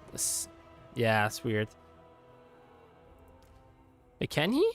He can go on a boarded Ithilmar steed or the Ithilmar chariot, and also an Ashtari. What about Aislinn? Is Aislinn also... He's only Skycutter chariot and then a Star Dragon. Oh, yes. Yeah, this Master of the Mists is insane. Let me get like a melee lord on a boarded horse. I mean, she's missile lord actually. Teclis get an updated skill tree. I cannot share that information. Unfortunately, I can share that information in 6 days. Because we have embargoes, we cannot break it. We cannot show off anything before the embargoes drop, or else we have broken our NDA and they're gonna kick us off of the program. So yeah, sorry, I cannot share that. Come back in 6 days, I can tell you. Okay, you just get you. I don't want to miss a lord. I want to test out how good he is against a monster that is anti-large. I want to check out the dead. Okay, we're gonna check out the Dreadmon next. Anti-large monster. Let's check out another single entity Bloodthirster. Problem is they don't have a... Okay, that's fine. That's fine, actually. Because he's on foot. And he cannot affect these two guys because they're going to fight in the air. So a Bloodthirster is 2,000 coins. Canadrin. Or, again, let me know how you pronounce his name because I'm feeling uncomfortable here. Because I might be saying his name wrong. With all of his abilities... Yeah, these abilities are actually really good. The thing is, does he have any fire resistance? No, he has physical resistance, which he's gonna bypass. Oh my god. Magical attack, flaming attack, and the frostfire attack. So weakness to fire, plus 20%. So essentially, your flaming attacks are gonna do 20% more damage. But if you use the Phoenix Blade, that's another further 20% weakness to fire damage. So essentially, this and that are gonna give his enemies that he's gonna hit 40% weakness to fire damage for 10 seconds. And as soon as you hit the enemy once after that effect is affecting them for 10 seconds, they're gonna take 40% more freaking damage. Let's go. That's awesome. So if they have like a 40% fire resistance, these two, Frostfire and the Phoenix Blade, are gonna cancel that out. And you're essentially gonna do the same amount of damage to them as anyone else without the fire resistance. Actually, not the same amount, because anyone without fire resistance is going to take 40% more damage when this is activated for 21 seconds. Alright, let's just go into the battle. Enough yapping. Let's test this baby out.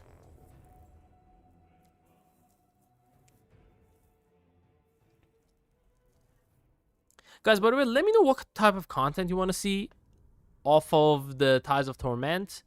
Like, do you want to see just gameplay? Like campaign gameplay? As in like a normal gameplay or like edited gameplay? I think edited gameplays do a lot more better. In terms of numbers. Always. Okay, he has a couple of other abilities. Healing for himself. He's not going to be able to use that on himself. Or even this guy because he's on a horse. But yeah, heals one unit that is small entity. 21.5% healing. Jesus Christ. And also physical resistance of 30%. Physical resistance against this guy was not going to count for shit. And his physical resistance doesn't count for shit.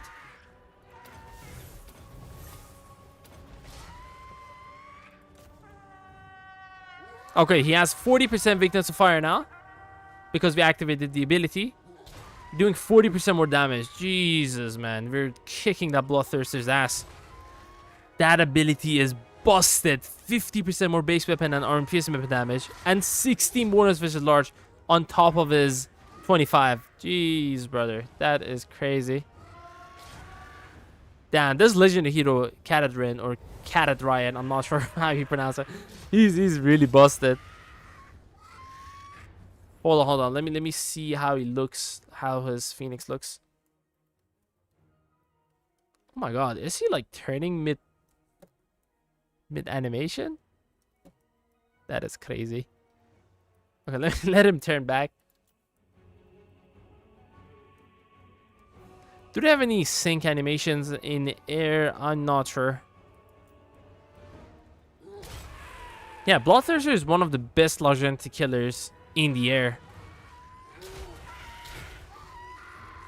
Still doing quite a bit of damage to him. If you have like a healer in his army, he's good, man. 7,000 hit points. I'm sure... I haven't checked it out, so whatever I'm saying is based on what I believe. I don't know for a fact. Like many other heroes, he probably has like a 10%, 15% hit points in his skill tree. Again, I'm not... Maybe he doesn't have it. I'm not sure. I haven't checked it out. I haven't gotten him in the campaign. Even if I did, I couldn't tell you that. Yeah, he's definitely gonna win.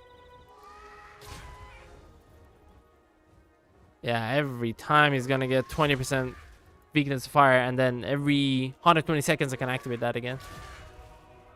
Oh my god, this is actually very close. There we go, we killed it. Barely have any hit points left. We can use that on ourselves if you're on foot. Run away. Alright, that was a good one. Now, the real test begins. I want to test it out against the Merworm.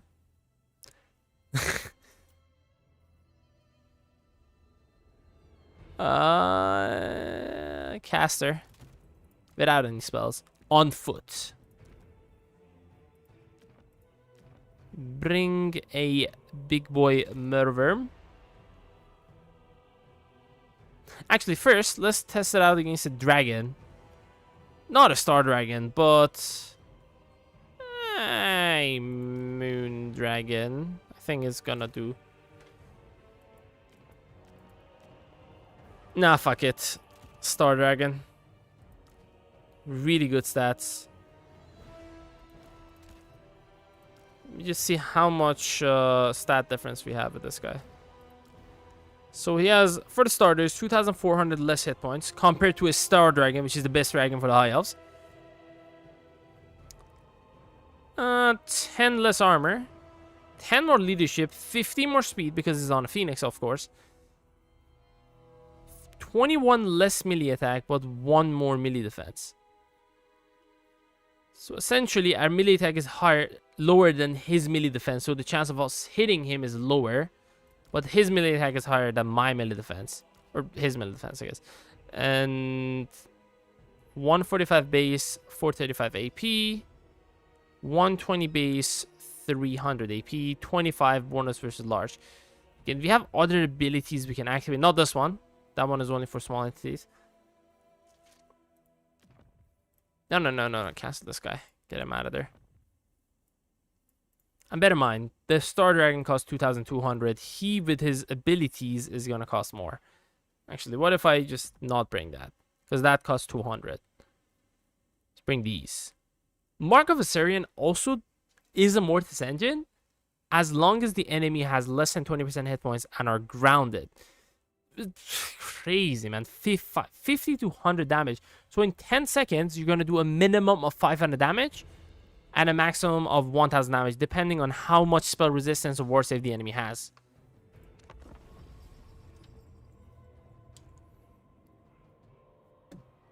If they have spell resistance, and actually, I'm not sure if spell resistance does count toward this as a resistance against this type of Mortis Engine ability.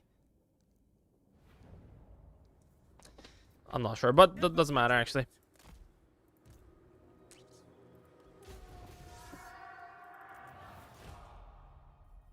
It's gonna use Fire Breath attack.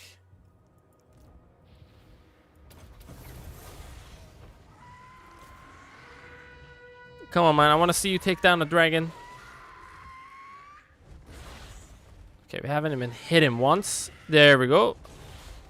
Just as I said that, we started hitting him. So it does have... Wait, what? Oh, he might have some fire resistance, does he? Because we had the ability activated. No. 40% weakness fire. Okay, come on.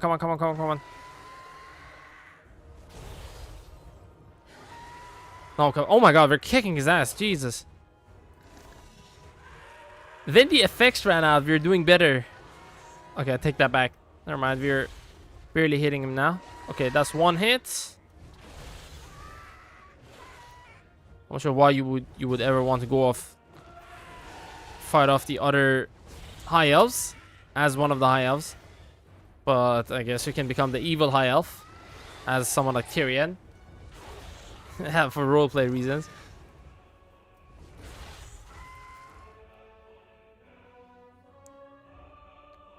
Okay, this is taking a little bit too long. Obviously, I can just retreat and charge these abilities and come back and then, you know, start damaging him. He does have this ability attuned to magic, which gives him magical attack and war save as long as there's... your army has more than 15 minutes of magic. Okay, now the physical resistance is helping us out as well. So we have 30% resistance to his attacks. Oh my god, this is actually really close. 1800 damage, 800 damage. He has 1000 more hit points than us. By damage, I meant hit points. Okay, 500 more hit points. Come on now. I think same amount of hit points. 942, 834, 300. Okay, he hasn't taken any damage from him. Past couple of attacks. Oh, he did take some damage. Oh my god. Another damage. Oh my god. He won. No way, man. Oh, he does have the Blizzard Aura as well. No way. Ah, causing fear. I'm not sure if the dragon had any... I think dragons probably also have caused fear. Or, sorry, terror. Yeah, all of the dragons actually have caused terror. Even the Phoenix ones have it. It's not an Arcane Phoenix. Is this one, I think. Is it? No, it's not that. It's the special one. It's a unique one because it does have the Frostfire. What kind of Phoenix is this? Fairly sure it's a little bit different than the Frostfire one. Nice. Starter and strongest flying monster in the game. I don't think so. Is it? Nah, because if you don't count the lords and their mounts, probably one of the strongest, maybe not the strongest. Because now we have some flying monsters that are anti-large. Namely Norska. And I think the Slaanesh one, the Praetons are also anti-large. Yeah, Praeton is anti-large, but obviously not as good of a stat as a freaking dragon. Let's try out the Praeton against a dragon. It's probably gonna lose, but I haven't actually used the Pleasure Seekers. I really want to test these guys out. So yeah, the new units of the Slaanesh, we're gonna get into them, by the way. The Mask of Slaanesh, which is one of the FLC Lord for this DLC. The Chaos Sorcerer Lord of Slaanesh. Pretty cool. The new Lord type, which has access to Lord of Shadows and Lord of Slaanesh. Much like the hero variant. Very similar in terms of stats, but, you know, a bit better. Has more leadership, more melee attack, and also magical plus soporific musk attack, which is -5 melee attack, melee defense for the enemies they hit. 4 more melee defense and 45 more weapon strength. Pretty cool. I think their mount option is also the same. Could be mistaken here. Chaos Steed, Demonic Steed doesn't make them demonic though. So yeah, it's cool. Chaos War Shrine. Do you get a Demonic Steed? I don't think he gets it. No, he gets a Demonic Steed as well. I think everyone gets a Demonic Steed. She doesn't get it. The Druchi Anointed. They also get a Cold One. Pretty cool. And a Demonic Seed. I think you would want to always go for the Demonic Seed, because even compared to a Cold One, it has more hit points. 100 speed. Higher melee attack for some reason. Sorry, melee defense. And obviously more charge bonus. Doesn't have any special abilities. No, but yeah, Druchi Anointed and Exalted Hero Slanesh are the new Slanesh heroes. And their legendary hero is Styrkar, the Swordsvinner. Has a hard name, man. I don't know how to say his fucking name. But actually, let's check him out. I haven't seen him. The Sonic Boom. I think there's an item for Chaos that does give you Sonic Boom. The Demonic Whispers. Extra leadership plus 16, causing terror and fear. For one ally that has a Mark of Slanesh. No way. Do the Warriors of Chaos also get him? My fucking god. Warriors of Chaos get both the Berstruck and also Striker. Also this guy. I don't know his fucking name. I don't know how to say his name. Maybe it's only here. I'm not sure how you get him. What else do we get here? We get the Marauder Bearman, a Marauder Bearman with great weapons for the Warriors of Chaos. That's awesome, man. What else? Do we get the Cavalry as well? No, we don't get the Cavalry. Oh my god. We can get the Dreadmod though. Okay, don't mind if I do Chimeria. Alright. The Pleasure Guard. Only the Regiment of Renown. I take that, man. There's 1, 2. Okay, we don't get the Regiment of Renown of these guys. For the Warriors of Chaos. What else? There should be more. Ah, Pleasure Seekers. There we go. And anything Slangors, of course. Oh no, we do get the Regiment of Renown. The Worshippers of the Crow. It's in the extended roster for some reason. Yeah, it's only the Regiment of Renown, it seems. Maybe I'm blind and I'm not seeing it here. Shoot the pink ones. Yeah, only the... Oh, no. Here. My bad. You also get these Champions of Slanesh, which is a monstrous infantry. They're really good, man. They are piercing, anti-infantry, magical attack. They do have shields, 20% physical resistance, and they're not freaking demons. They have devastating flanker, cause fear, strider, siege attacker, 60 armor with a bronze shield, 75 leadership, 65 speed, 52 melee attack with magical attacks, 55 melee defense, 100 weapon strength, 42 base, 58 armor piercing weapon damage, 20 bonus versus infantry, and charge bonus. Very nice, man. Very nice. I wanted to show you something else. I don't know why I wanted to show. Oh my god, why is there so many spiders in my room? I swear to god, they have a nest somewhere. That is not good. Yeah, I wanted to do what exactly? Oh yeah, I wanted to test out the Mons Chimeria, not Chimeria, the Slanesh one. Praeton. I don't think the Praeton can win because it, first of all, has like less cost. Does have some abilities. Frenzy, Endless Malice. Could help. Although enemy units have to be broken within the range for them to get those extra effects. But you can get Frenzy, Physical Resistance, you know, all of these are nice. A lot of resistances here. I don't think it can actually beat the Star Dragon. No way. 400 less hit points. Sorry, 400 less cost. And look at the stat difference. This guy has 2,000 more hit points. More armor, more leadership, more melee attack, more melee defense, more weapon strength, more charge bonus, and also... The only thing this guy has is bonus versus large. And poison. contact effect. So essentially, the dragon's attacks are going to be a little bit less hurtful to him. And also, he does have the physical resistance. So, it could potentially be the Star Dragon. I don't think so, but, you know, I've never tested it out. So, I'm kind of excited to test it out, honestly. See how it goes. Guys, if you're enjoying the content, I would really appreciate it if you drop a like on the stream. And also drop a sub. Why not? So you can keep up with the content that I'm going to release for Warhammer 3. God damn, this guy looks good.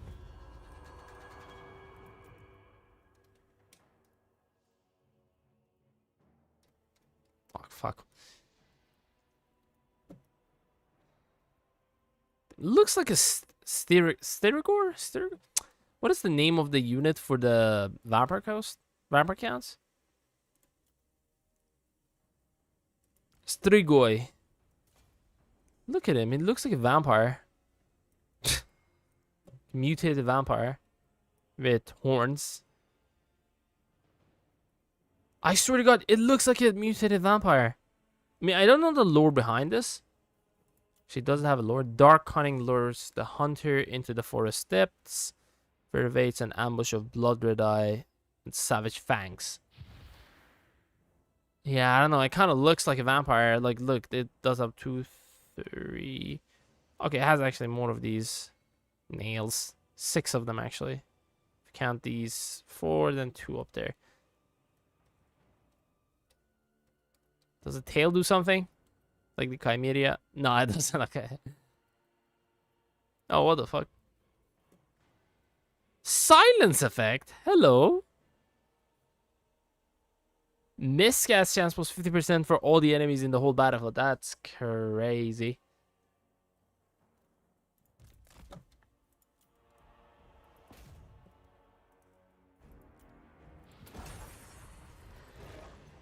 Oh.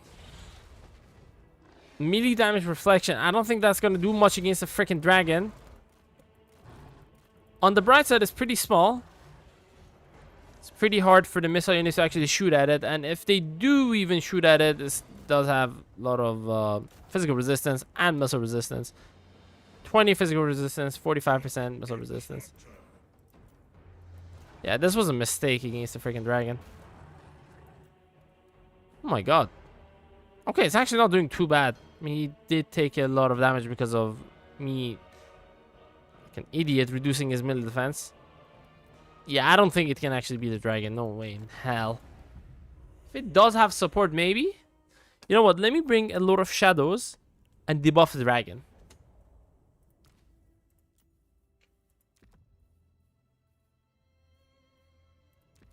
Don't debuff it with these, though. Silence effect. It's not gonna do anything for the dragon, does it? No. Elgoth Mystifying Miasma, no. This could be good. Magical attack, weapon strength. Okay, yeah, I'm definitely gonna use these. Let's try to debuff the shit out of the dragon. Actually, I'm gonna like do another battle without any debuffs on the dragon. See how well it does when we don't use that ability. Because against infantry, it could be okay that don't have that much weapon strength. Against a freaking dragon, 24 melee damage reflection is dog shit. It's pretty small though. 2,800 master. How does this have almost half the mass of the freaking dragon? It's crazy. Not quite half, but you know, almost. It's pretty fast. 90. It's 5 faster than a dragon. I swear to God, if it kills the dragon, bro, that is nuts. Funny thing is, every hit is a damage. Oh no, my melee attack is actually higher than his melee defense. Barely, though. I can't believe it. Hold on. I want to see how much damage each one of them has done. 1938 for the Praeton. 2,473 for the dragon. Okay. The thing is, Slaanesh now has, like, Druchi crossbows. Like, essentially shades. but for Slanesh. So they do have, you know, on top of this guy, another option to help them out against enemy flying units. Yeah, no way in hell the Star Dragon can be beaten by this thing. Yeah, barely, man. Barely. No way. Okay, let's do another battle. Let's rematch this. This time, I'm actually gonna debuff the dragon. See if we can actually kill the dragon with the Praeton while the dragon is being debuffed. Maybe that does work. Maybe that doesn't work. Who knows? But I'm just testing things out. Like testing theories that I have of units being able to beat stronger units losing to weaker units. You know, it's pretty cool. Then we can test these out before the game even comes out. Oh my god. Oh my god. This mount is crazy, bro. Look at this. I love it. I love it. So good. Oh, look at it going left and right. It's so cool. Ooh.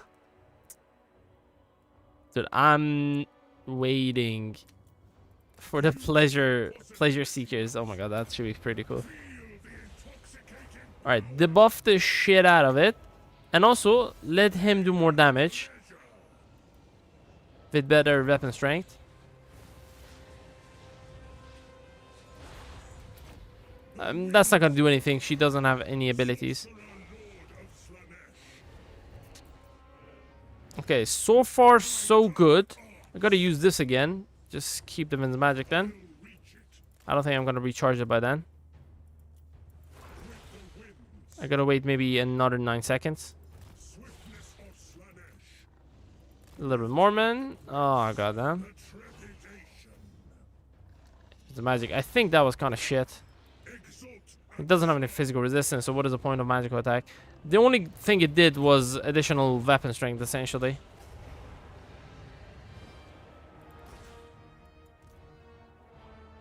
Even with the debuffs, man, not even, like, barely half of his hit points. He gained 2 levels. The Praeton gained 1 level as well. Nice. Alright, man, it's time. It's time to test out my pleasure seekers. They're demonic, so they come with 20% physical resistance, and they're gonna disintegrate if their leadership goes down. Okay, let's sorry, this guy.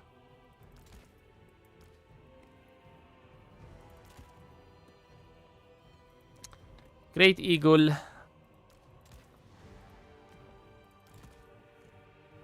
Okay, how about I do... Okay, I test out 2 units at the same time. Test out the Chala, the denied one, against none other than Caradrin. A silver helm, actually. And the Spearman, how about that? I want to see how they would fare against Spearmen. They're not anti-lord, anti-infantry by any means. The devotees of Slanesh. Love it, love it. 20% physical resistance and 25% missile resistance. But is that... No, that's easy. That's the pleasure seekers. Oh no, devotee of Slanesh still do have 20% physical resistance. That's crazy. Wait, do these guys have that much? They also have 20% physical resistance, 25%. God damn, man. Why the fuck would you ever recruit the lower tier? Well, I mean, lower tier ones are absolute trash. This guy's pretty fast. A lot more faster than the lower tier you guys. But also a lot more faster than devotees of Slanesh. I can't believe it. Devotees of Slanesh are actually slower than these guys? I guess they have a little bit more armor, so it does kind of make sense. In a way. 800 for Bosk. She's 1200 mass. Yeah, he's anti-large. Don't give him any abilities. I'm not gonna use her abilities either. Actually, fuck it. Give them the abilities. Large enemy presence and ability region. Okay, he's gonna get much better stats and also anti-arm, like ward save, bonus versus large, and additional armor. She is armor piercing, and she does have a couple of like different abilities that we can use. Virulent Pleasure. I'm not gonna use that here. Might even use it. I don't know. So I mainly wanted to use this against like an anti-large, okay unit. You know, it's not a bad unit. Spearman. I like spearmans. They're not gonna hold the line against elite units or anything, because this is the elitist of the cavalry Slanesh has to offer. I wonder if you can actually get pleasure seekers by upgrading them in the Warriors of Chaos, or do you have to get them from gifts? I'm not sure how it works. Oh, they have shields as well. No way. Damn, we have never seen these kind of demons. Oh, look at that. Oh my god. Devastating impact. 30 armor, 66 leadership. Why is that? Difficulty modifier. Oh, I gotta get rid of the difficulty modifier so we can test these out unbiased of the difficulty modifier. Melee attack 46. Magical and poison? 60, 44 armor piercing, 16 base. Physical resistance, devastating flanker. And they do have feasting on fear. So effect intensity increases by each enemy unit in range of leadership, wavering, or lower. Replenishes hit points of combatants. Up to 0.4% healing per second. Oh my god.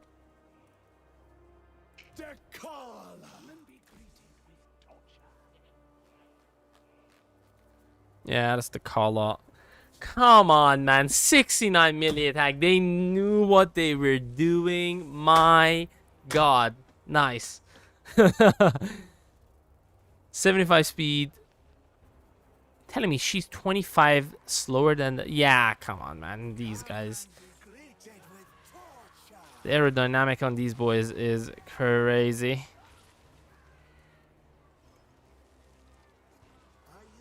Hey, yo. Oh, they have different colors as well. Anyways. Okay, gotta go to Horning Jail. Let's try this out. Ooh, dude, this is so cool. I'm gonna charge them head on.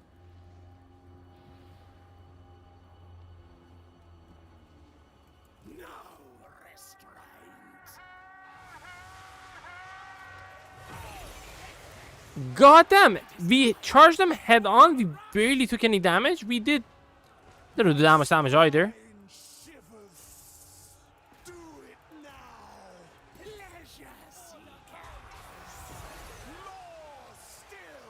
Yeah, it would be an idiotic idea to just charge in like that, but we're still doing good. God damn, man. Ooh. Oh, okay. I'm not. Yeah, they haven't shared that information. I cannot say anything about that just yet. Oh my god. Oh god. Damn, bro. We are actually getting healing now. We lost like 3 entities, but still, brother. Melee attack. Wait, what? Elixir of Damnation. Melee attack minus 100%, removes terror, removes immune psychology, removes fear. So they're gonna get like they're gonna fear us. Look at that, melee attack is 2. Brother. Okay, we can use this. Cause he essentially. Oh my god, what the fuck? Melee attack got restored.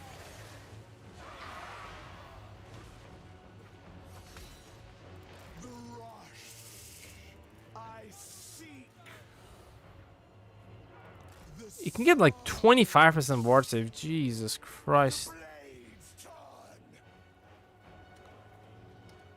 Okay, as long as we just do hit and runs, he's not going to be able to damage us. Although he did damage us a little bit.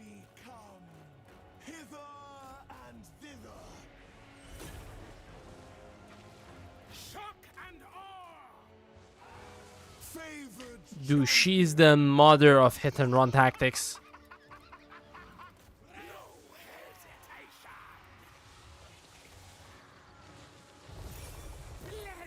Thank you very much. We did absolutely 0 damage. Regale me. All for Slanish. Okay, use that for the vigor loss. Oh my god, dude.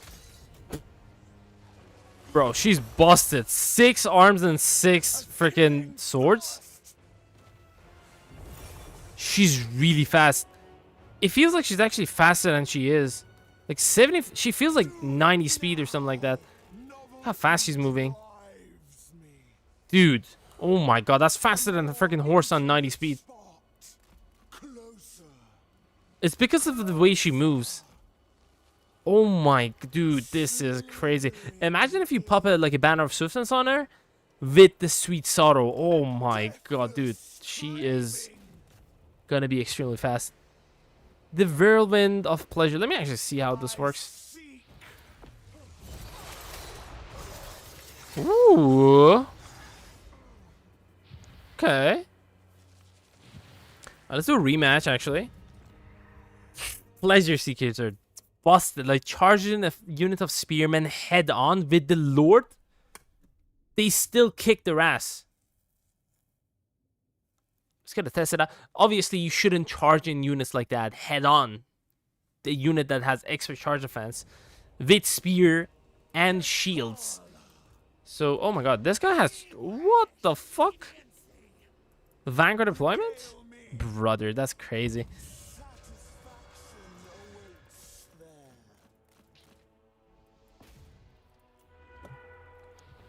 Okay, I'm gonna go with the ward save.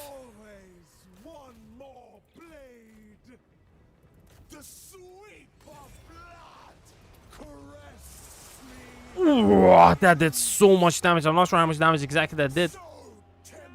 Killed like, jeez, 21 units?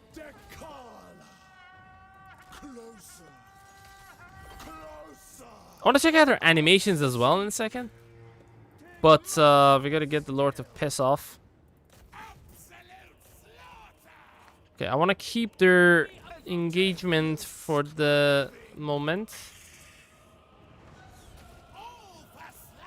I want to see how much damage we're gonna do from the back. Oh my god. Oh my god, they got obliterated. One charge broke them. That's freaking crazy, man. Oh my god. And they're also getting active healing. They clear out units like extremely fast.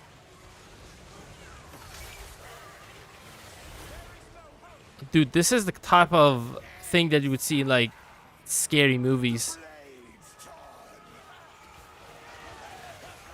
You see a squad of infantry getting cleared out by some monsters in like matter of seconds. This is that monster. I want to see some animations. Do we have any animations here? Well, no animation is gonna get activated because he just gets knocked down every time.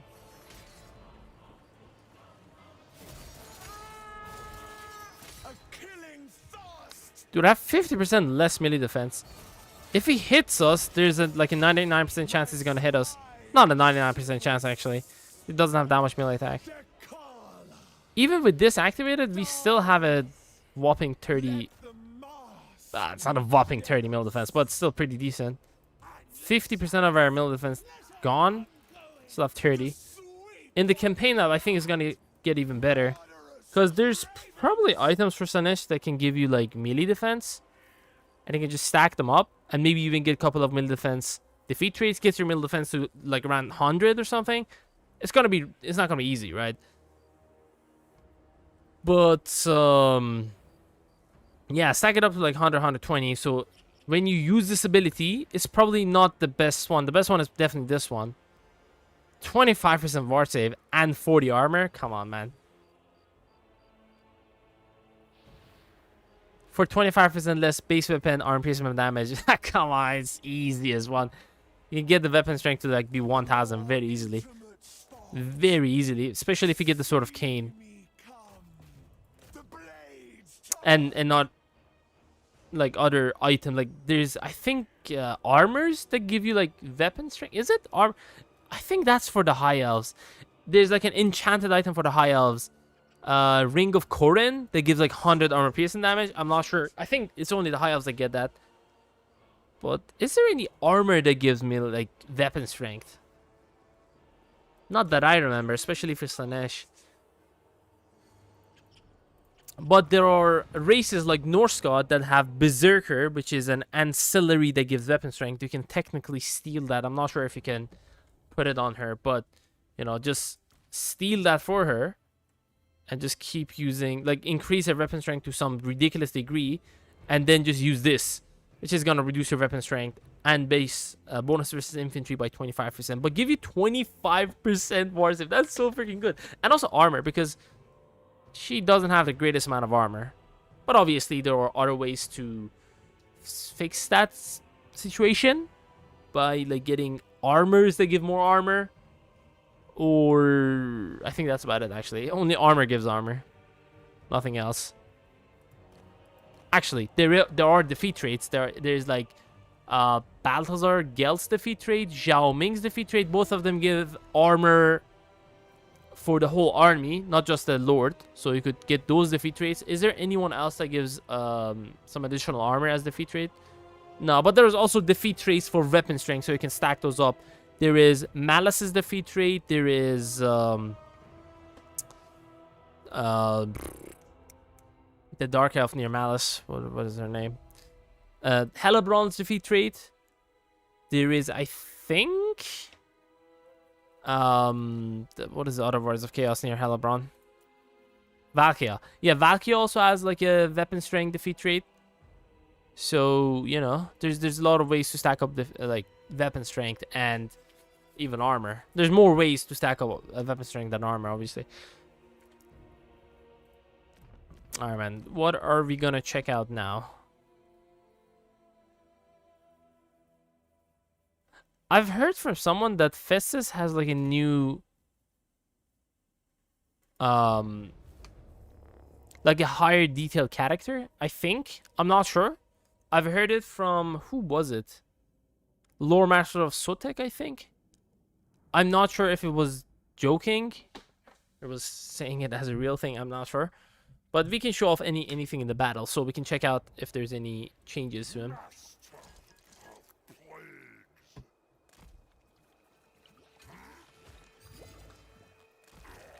But I've photoshopped this character before, so maybe there's like a higher detail. Oh my god. Is it? Can you guys see a difference? Maybe there's like he has like higher quality now. I don't remember these being there. His man boobs.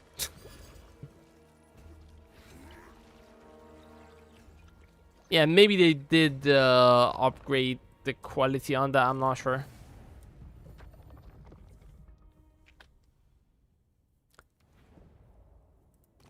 Let's see if the other Norscan lords have gotten any changes. Seafang is still invincibility. Let's check out Sail the Faithless on a War Mammoth. With all of his abilities. So he has a mix of Lord of Heavens and Lord of Shadow. Interesting. He has both of their passives. No Greater Arcane Conduit, just Arcane Conduit.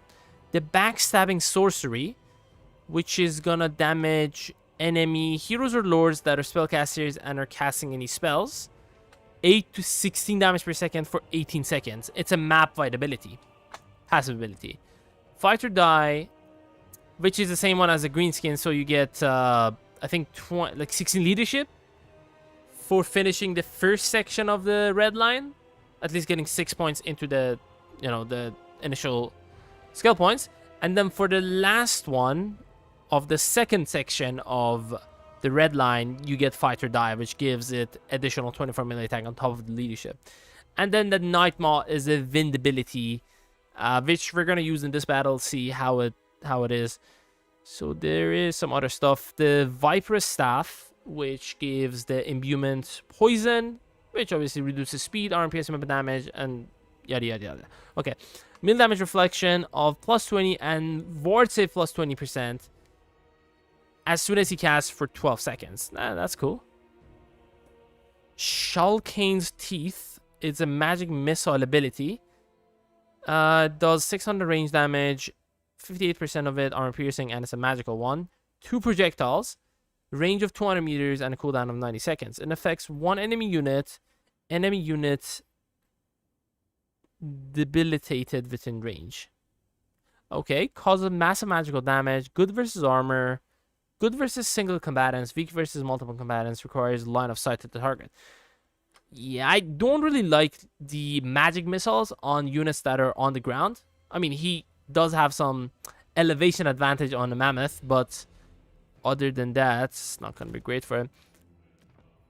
Let's bring in some infantry, Marauder Berman with great weapons, and I'm going to bring in this guy as well. Where is he? Yeah, there we go. The new Worshippers of the Crow, which is a Marauder great weapon. But it does have, I think, more hit points because it has a Mark of Nurgle and also better melee defense. And obviously melee attack speed. And those are extra things. It's not because of the Mark of Nurgle. 825, you do 723. So 1 less base weapon, 2 less AP. Alright, man, that's cool. I just want them to bring some infantry. Let's bring in a infantry main faction. Khorne. No, they're gonna kick our ass. Skaven, no.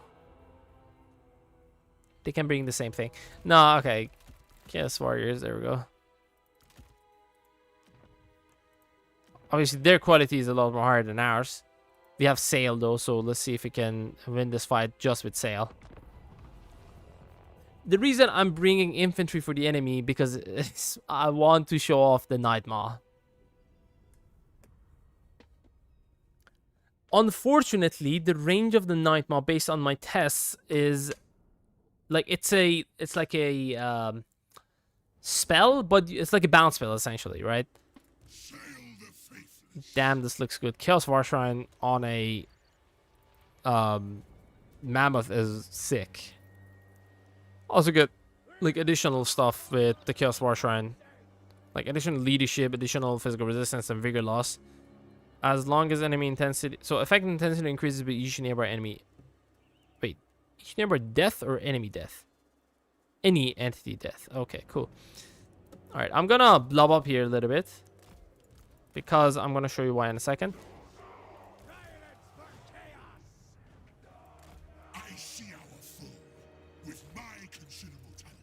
I think Nightmare is really devastating if you use it correctly, that is. Oh, what the fuck? They have 120 entities. Nice. Obviously, have like additional... No, they have less hit points compared to these guys. Holy fuck. Yeah, these two units are actually really good because they come with 11,600 hit points on a 100 entity unit. So each one of the units have around 116 hit points on these guys.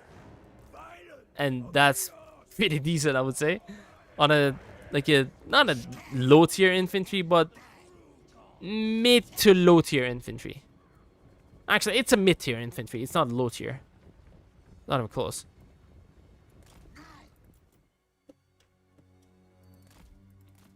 Actually, go use this ability if you're faster than the units. These are slow as hell. Even their lord is slower than the mammoth. Yeah, no shit. Gonna get extremely close to use that. Okay.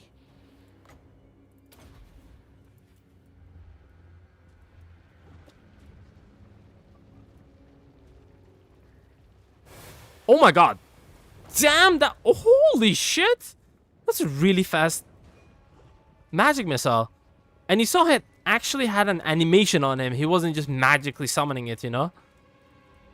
He actually had to do stuff with his staff and use that ability. That was really cool. Not gonna lie. How many seconds? Duration 5 seconds. How many seconds until it gets used though? I'm not sure about the timing on this. I will try my best, but I'm not sure if it's gonna go well.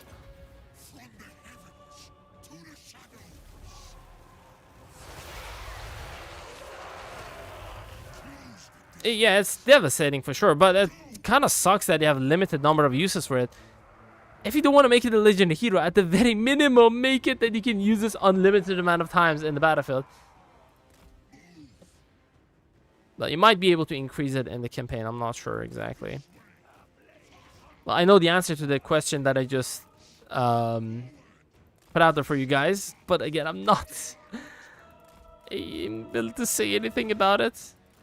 But one thing I don't know, like, I'm not sure if this is the case or not because I haven't tested it out, right? But if you could make it in a way that, you know, after doing certain number of objectives, you can use this unlimited amount of times, that would be pretty cool. Like an end game objective. Maybe have it in, I don't know, maybe it is there somewhere. I haven't checked that out, to be honest. 50 damage per second, 60% of it armor piercing. Okay, yeah, it definitely did quite a bit of damage to these guys. But I didn't time it perfectly, so yeah, that was that. Debilitated. Okay, yeah, that's not gonna happen. We know all of these spells. I don't want to damage them at all with any of my spells until they are in the blob. Then I can use the Night Maw. See how it performs.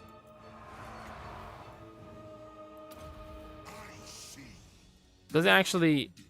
Oh, he does this animation. Okay, he definitely does a lot of damage. I'm not sure how much damage we did this time. Woo! Oh my god, around 5,000 damage. Look how much damage it did to these guys.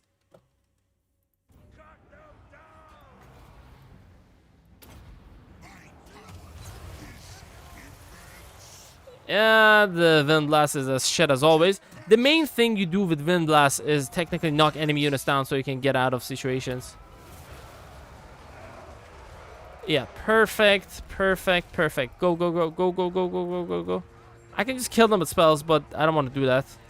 I want to use the collision damage to kill.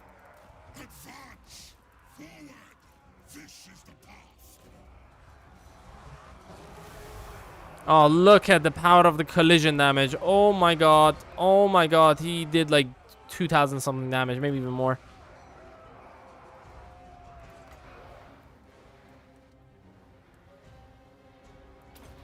It's pretty cool. It opens up a portal over here and then it just goes to the other side's portal. That's pretty sick.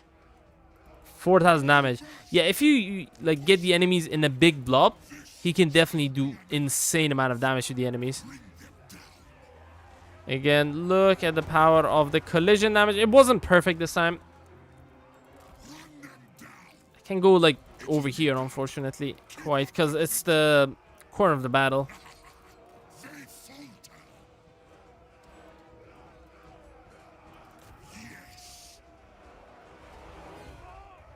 There we go. That has activated the collision damage. Let's go. Around 1,500 damage. Maybe around 2,000 damage. I didn't exactly check how much damage we were doing at first. Okay, okay. Go back, go back, go back, go back. I wanna use this other ability again. It's actually pretty fast. Like, I'm actually surprised how fast that spell is. Okay, I put it on slow motion so I can see his animation. Oh, he has his book open in front of him and stuff. Oh?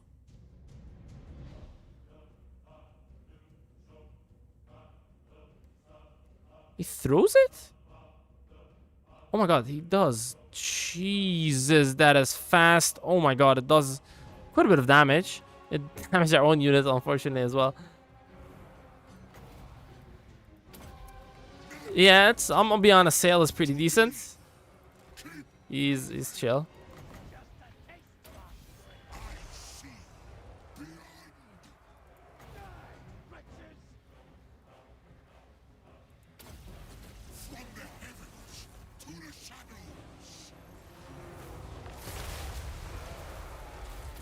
Get out of the way, suckers.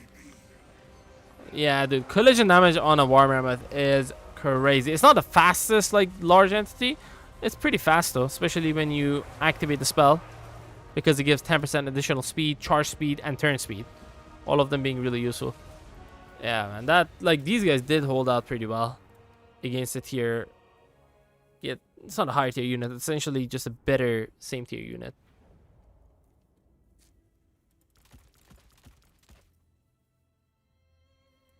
Don't have a flyer mount, like flying mount though. Yeah. What about you? You are the same exact thing as before. Yep. On the battle map at least.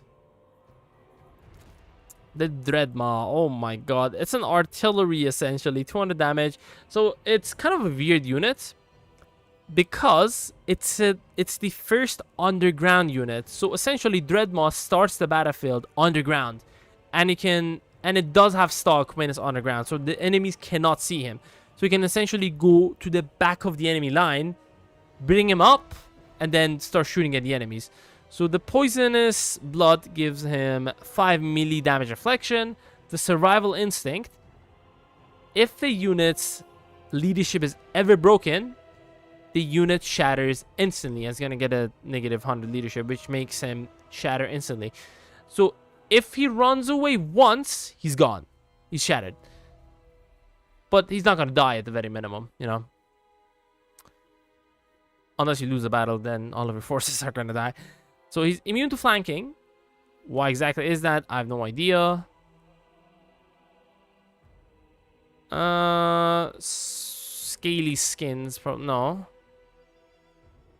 I'm not sure exactly. Yeah, it has pretty decent stats. How much is the 1 million mass? Hello? Dude, Mervim had 10,000 mass. The Dreadmaw has 1 million mass. Although it cannot move when it's above the ground. It can only move when it's underground. Yeah, it's kind of a weird dynamic there. And this is ability that you have to activate for him to come out, essentially. The Dreadmaw will surface from underground, can make both melee and range attacks. It will become attackable and will not be able to move normally. You have to bring him back down, I think. Or no, maybe when you like, you know, use him to surface from underground, he's not gonna be able to move anymore. Maybe he can go back to the ground. I'm not sure if he can go back on the ground. But yeah, 25% missile resistance, 400 armor damage, like weapon strength, and 280 AP, 120 base weapon damage. It's pretty cool. I'm gonna actually use it right now. Let's bring in some like high elves.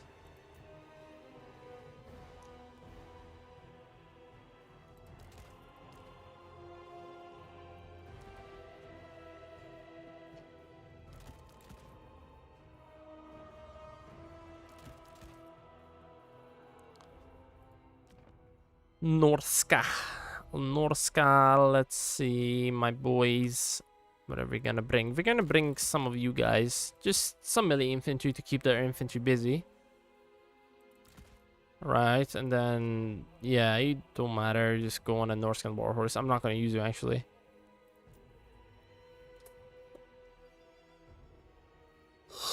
To be honest, I'm exhausted. It's only 2 hours, 20 minutes. But yeah, like, streaming definitely takes a toll on me, because I can play all day and I'm not gonna get tired. The thing is, I was up until 6:30 in the morning to finish my video that I posted today, so that's probably why I'm tired. Because yeah, I usually stream 5, 6, 7 hours, so it doesn't take that much of a toll. So as I was telling you, it starts the game on the ground and enemies cannot see it. Maybe they can see it from this effect on the ground, on top of the ground, I don't know.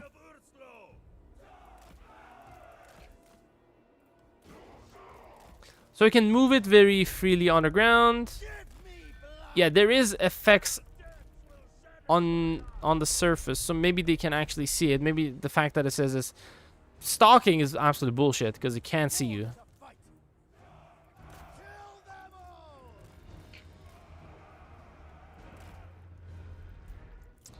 Wait, can I actually move through them or what? Okay, unit is now seen. I can probably... That's a pretty cool sound effect, not gonna lie. Yeah, we can move through them. Nice.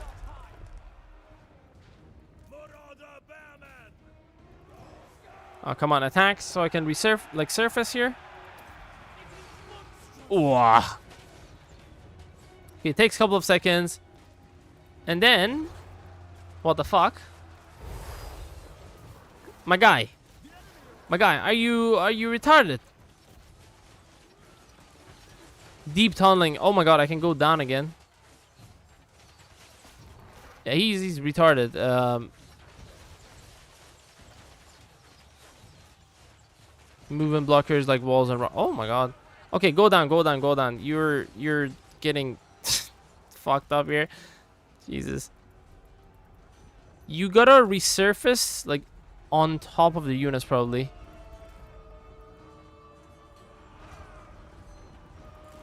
Okay, let me surface over here. Damn, it took a hell of a lot of damage there.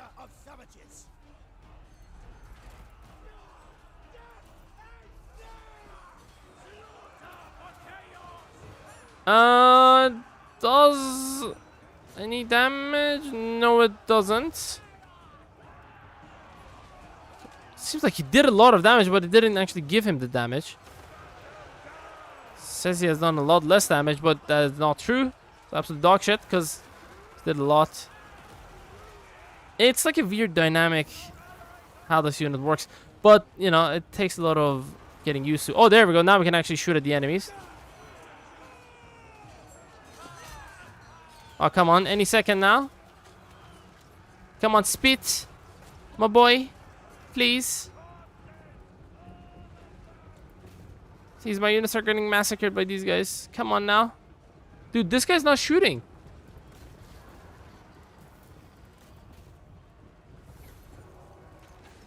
Oh, there we go, there we go, there we go, there we go. Ooh. It didn't do... It actually did do quite a bit of damage.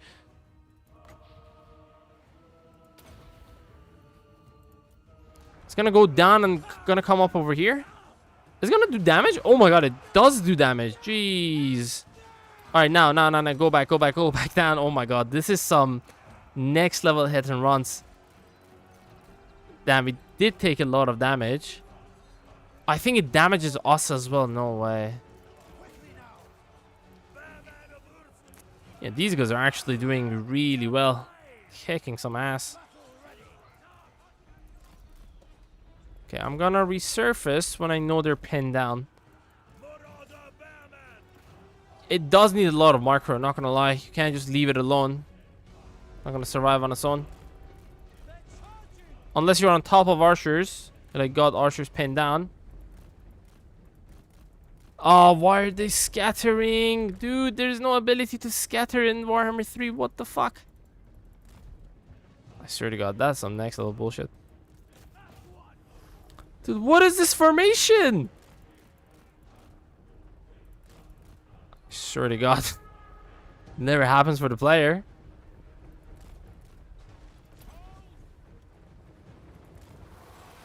Come on. Come on, fuck boy. What is the range on your attacks? Dude. What the fuck? Or maybe he cannot shoot the units that are nearby? No, he can. Whoa, that was nice. Didn't do much damage, it seems. Wait, your attacks are good against single entities, or does it do splash damage? I think it does do some splash damage, not too much. Oh, there we go. They're not scattered anymore.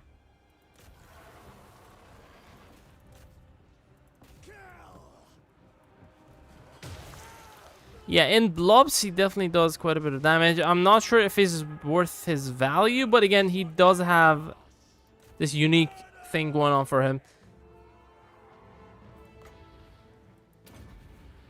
4,047. If we resurface here, that is not going to reduce our health at all, but it's going to do quite a bit of damage to the enemies. For 2 seconds. Technically, it's 3 seconds because it's once at the 0 second tick, once at the 1st second tick, and once another one, which is a third one at the second tick. Okay. Go down. Actually, we could just shoot him with the artillery attacks there. I would love to play some multiplayer, but again, I don't think I can match up with people that don't have the early access. It only has to be the content creators that have early access, or anyone else that has early access. I don't know. Yeah, even when we resurface, we do damage to the enemies. Very nice.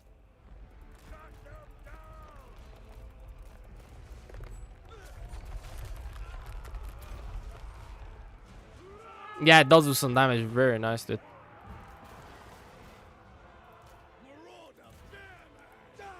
Let's use it against like the single entity character. Let's see how it does. If it shoots. I want to see the animation of his shooting. His spit or whatever.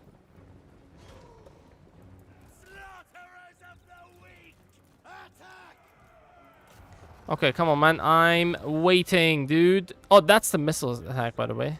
Ready to kill. Going now. With speed. Maneuvering. It doesn't shoot. What the fuck? Hurry. We have to use another unit to give it the order. It doesn't shoot. Oh, it's shooting.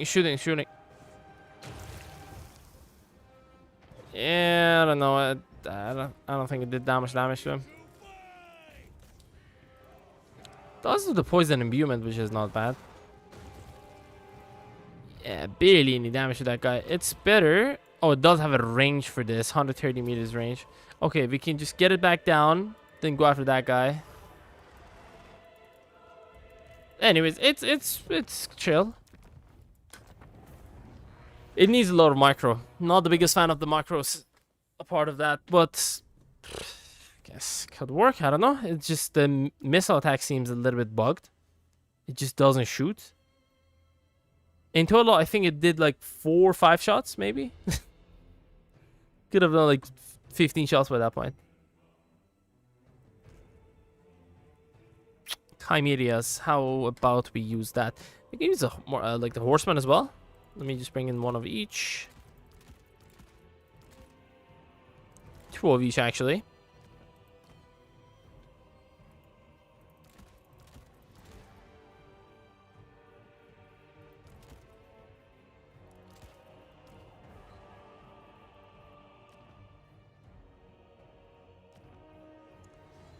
Yeah, this is like the basic experiment. I want to see how well they do against them.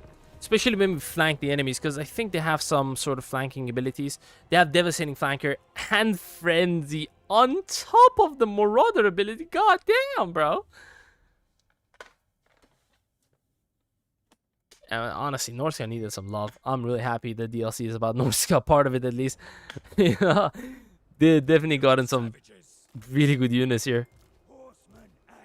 And this ability, physical resistance, leadership, more melee attack. Hell yes, brother. I am a big fan of that. So one is armor piercing. 23 base, 9 AP, 15 bonus versus infantry. 23-9. This one does 13-29, but no bonus versus infantry. Actually, let's look at how they look. This is the AP variant. Big axes. Oof. Oh, look at this guy. He is looking lit. It's fire. Look at the beard, man. Nah, man. These guys are legit. So the other variant, this is anti-infantry one, has 2 smaller axes. The great weapon has big axes. Smaller variant has smaller axes, but 2 axes instead. The bonus versus infantry.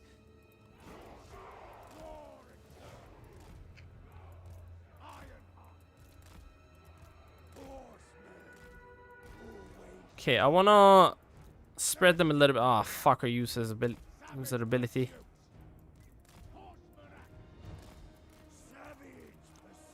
I want to make use of the devastating flanker.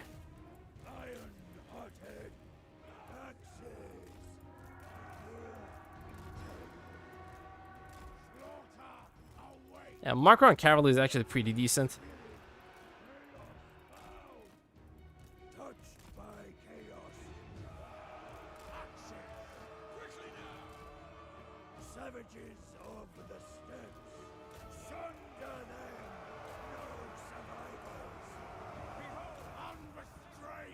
Yeah, good luck. That guy is squished between 3 cavalry. I'm not sure if they do that well, because they do have frenzy and the other ability. This is a really good way to charge this up. This is not getting charged up. I mean, that guy's getting it charged up. He's getting it charged up. He is not getting it charged up, even though he has 21 kills. How is that possible, dude? Like, one of the best ways to use units that have like this ability rage on is just chase after units that are like almost broken, so you can spend some time in melee combat and make them better.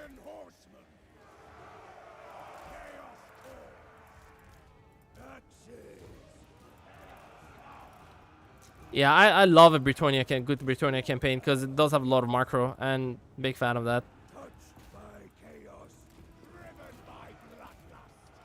Okay, these two are gonna get their devastating flankers. There we go. Make a big sandwich out of them. Good stuff. Yeah, some of them actually don't get it charged up. It seems there's like a cap on the amount of units that can get this charged. He's getting it charged. The other ones are not getting it charged. Are you getting it charged? Seems like it.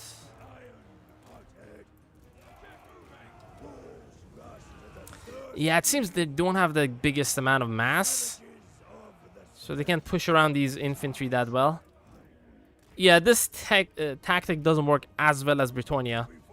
Because at Britonia, they have a lot of like high mass cavalry units, which are also anti-infantry. I mean, one of these guys is anti-infantry, one of them is anti-armor.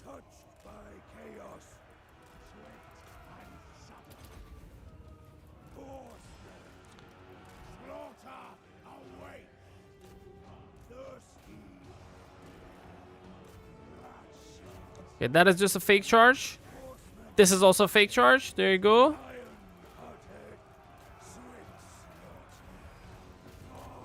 Now that is a real charge. There we go. We're gonna get an attack on their backs. And do they shine in prolonged combat? They're not the best in it. It's better to just psycho charge. Obviously, with any cavalry, that is usually the way to go about it. Yeah, man, they're solid. I like the fact that Northcote has like a proper cavalry now, not just skirmish cavs. Yeah, when you like make a big sandwich out of them like this, their leadership is gonna get shattered. Not really, but you know, attack in the rear, attack and flank expose, friends routing, especially if you have, you know, routing other people. Like, this is even more effective in like the historical Total War games.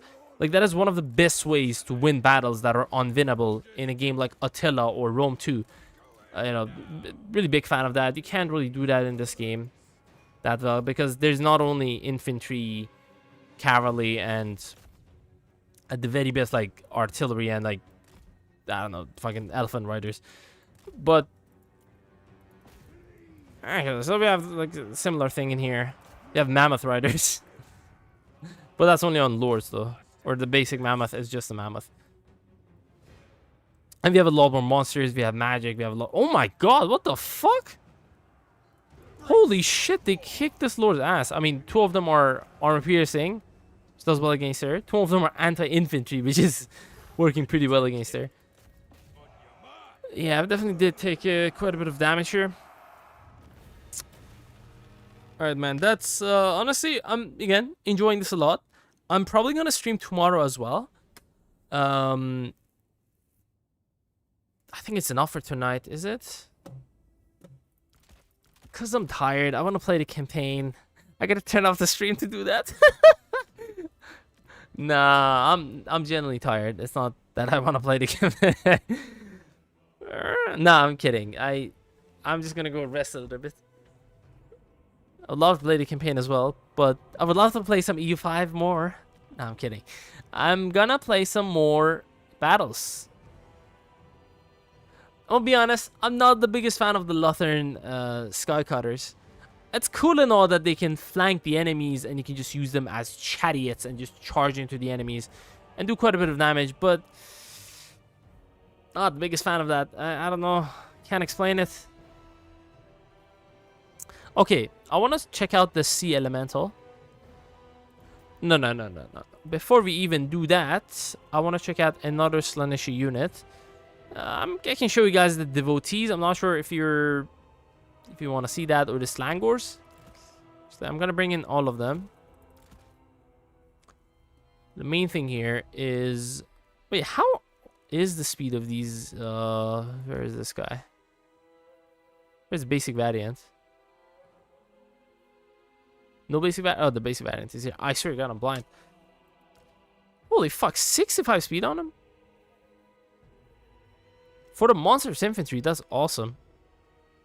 Obviously, it's not going to be as fast as the Fiends of Slaanesh or anything. It says they're a tier 4 unit, but are you going to get them at tier 4? I'm not sure. Maybe get them at tier 5. I don't know. Genuinely, I have no idea. I think the Keepers of Secret were tier 5. Even though it says tier 4, but you get them at tier 5. I think the Soul Grinders are tier 4, tier 5. I don't know. I don't remember which one is tier... Which tier.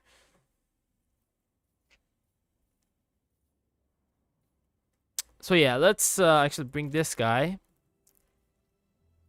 with a meat grinder. Meat shield, sorry, not meat grinder. Let's change this out to someone that has some armor piercing stuff. Actually, what are you exactly? Armor piercing anti-infantry. Hell yes.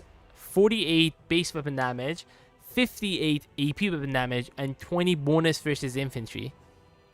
On a 52 melee attack, 55 melee defense with magical attacks, 60 armor with bronze shield, 75 leadership, 65 speed, 40 charge bonus, cause fear, strider, devastating flanker, 20% physical resistance, and siege attacker. That's kind of weird that these guys are siege attackers, but the sea elemental, the Oceanids are not siege attackers.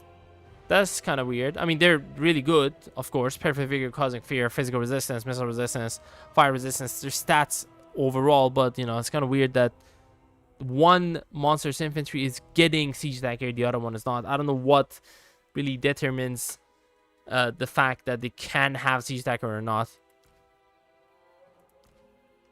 Like, none of the chariots have siege attackers. Even these guys don't have siege attackers. How come these guys do? He's siege attacker. He's siege attacker. Yeah, siege attacker, obviously. Siege attacker. You're siege attacker as well. Yep. Yeah, that's weird design. Okay, these two meat shields with this guy against some elite force. Some Sword Masters of Hoeth. Okay. I'm not going to use the Devotees. Just want to see if these guys are enough to make the line with meat shields beefy enough to beat the Sword Masters. I don't think that's enough, but let's see how it goes.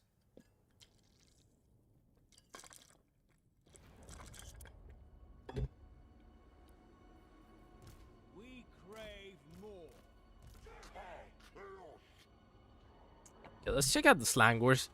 They are a dual sword infantry.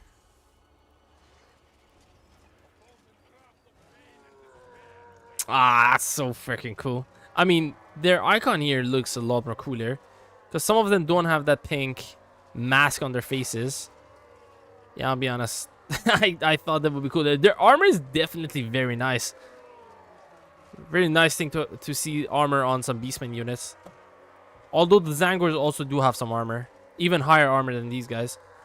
But yeah, their armor is definitely higher than the Pestigores and the Corngores. And their anti-infantry as well. So they have the Primal Fury, which is something most of the Beastmen units already have. The Pleasure Through Pain, which gives them up to 30% more speed, 60 more charge bonus, and 8 more melee attack. Effect intensity increases as the units take damage.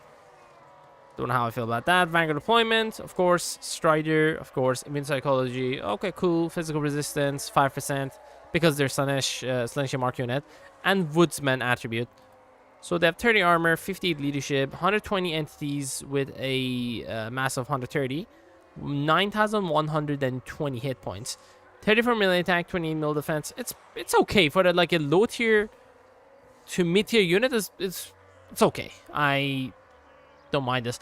28 base weapon damage and 10 armor piercing weapon damage plus 8 bonus versus infantry. On the other hand, Devotees of Slaanesh, which is the melee variants of the Shades, essentially. Damn.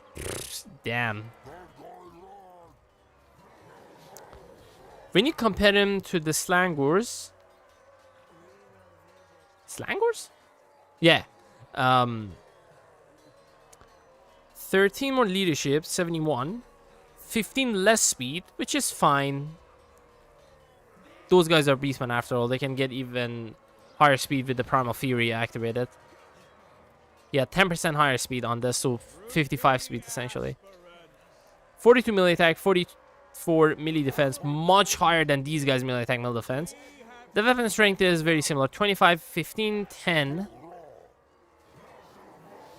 So they do like 5 more armor piercing weapon damage and 3 less base weapon damage. But the same amount of bonus versus infantry. 30 charge bonus, and they have the Murderous Euphoria. So for this first stage, which is 25 seconds, they get 15% more AP and base weapon damage. Second stage, they get the same amount of AP and weapon, the base weapon, plus 8 leadership. At the third stage, which means they should be in melee combat for 50 seconds without going out of melee combat, they get 25% base weapon damage and 25% more armor piercing weapon damage and 8 leadership, and also the weekend imbuement. I'm not exactly sure what this means. Like, what does that do? Does that reduce the enemy stats even further? Maybe we can actually get that activated this battle and see how it goes. Actually, not against these guys. But yeah, the Devotees of Slaanesh with the crossbows essentially have the same exact stats, but with crossbows. The only difference, I believe, is the amount of physical resistance, missile resistance. No, that's the exact same thing. Oh, the Murderous Euphoria. They don't have it. Whatever. They can do a lot more damage with their ammo before they go into melee combat compared to the Murderous Euphoria. Yeah, I think I would always bring the Devotees of Slaanesh because you have other options for your infantry. Obviously, most of your infantry are not the greatest, but I think the best of your infantry, at least until you get to the Chosens, even though I absolutely do not like the Chosens, in terms of the infantry that can hold the line, the Chaos Warriors of Slaanesh do just fine, especially this variant, the Hell Scourge variant. You know, yeah, they're really good. You have like the hard hitters that are fast, like the Demonettes and the Exalted Demonettes, and now also the Slangors, which are a substitute for the Demonettes.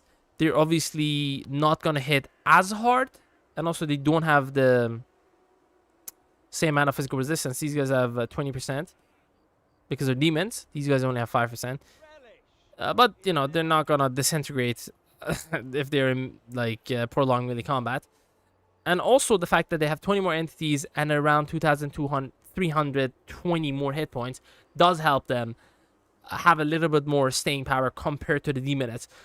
But yeah, the way you use Demonettes is just do hit and runs. Never stay in prolonged combat. Never. Because these guys are just going to get disintegrated. Yeah. And like the Slangors definitely fit a role here. And same thing with the Devotees of Slaanesh, especially the crossbow variant. I love it. I love it. It's very good. Very decent stat looking. It's even better. What the fuck? Why the hell would you ever recruit the Chaos Warriors of Slaanesh? I mean, at least this one has a lot more melee defense. But Yeah, more armor and silver shields does help. But, you know, come on, man. Way better stats. Not way better, but better stats. Especially because these guys do... What is this infantry? Even the crossbow variant has it. What the fuck? Dude, I love that. Now the big boys. The champions of Slaanesh. Instead of 6 hands, they have 4 hands. Because, yeah, the Chala has 6 hands. These guys have 4 hands. The same snake body. And beautiful face. Oh my god, they're so freaking creepy, man. So different variants. Maybe, but all of them... Yeah, there's different variants. There's, like, different amount of mutations. Some of them have, like, horns. Some of them have cut up parts of... What the fuck, man? Some of them have different eyes? No, actually. They all have the same eyes. Seems all of them also have piercings on both ears. And as you can see, they were probably elves at some point. Because of the ears. You can see that. Yeah, they were dark elves at some point. Like, they were like these guys. Wait, their earrings are actually different? What? I've never noticed it on the basic dark elves. Maybe they also have the same thing. Like, different earrings.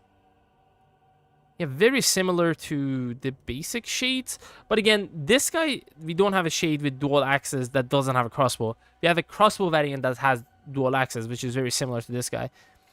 I did, like, compare them previously. I can show you guys the stat difference after this battle. So the main thing I want to test here.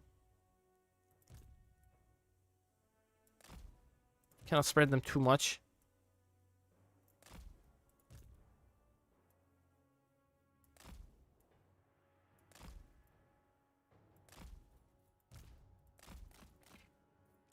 You know what? I'm gonna bring in the slangers as well to help them.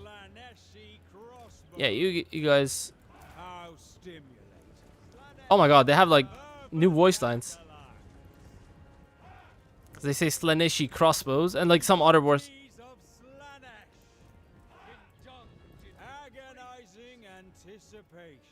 Yeah, the new voice lines, nice.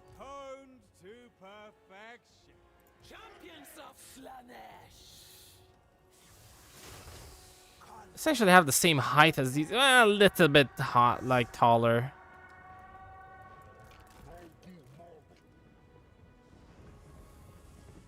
I want to see how well they do against really elite units.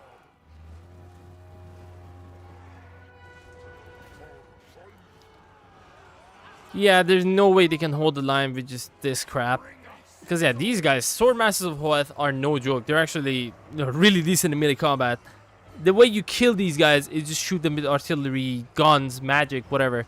Because yeah, they also get the martial mastery, which is instead of 12-2, which is the martial prowess, it's 12-8 melee defense, melee attack. You know, so it's much better. Damn, these guys are actually killing the princess. Oh my god, these marauders are basically not killing anything. It's these guys doing the damage. Dude, the Sword Masters are racking up tons of kills. I just want to charge this. No, not this. Oh, it is. Sorry, it was this guy that has the Murderous Euphoria. Okay, come help out. Come help out. These guys are absolute dog shit. And they're meat shield. What were you expecting? Nothing. 39 kills.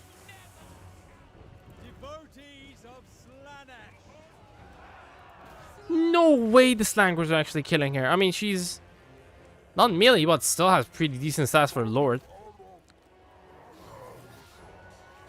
Dude, show this to anyone shitting on slangers.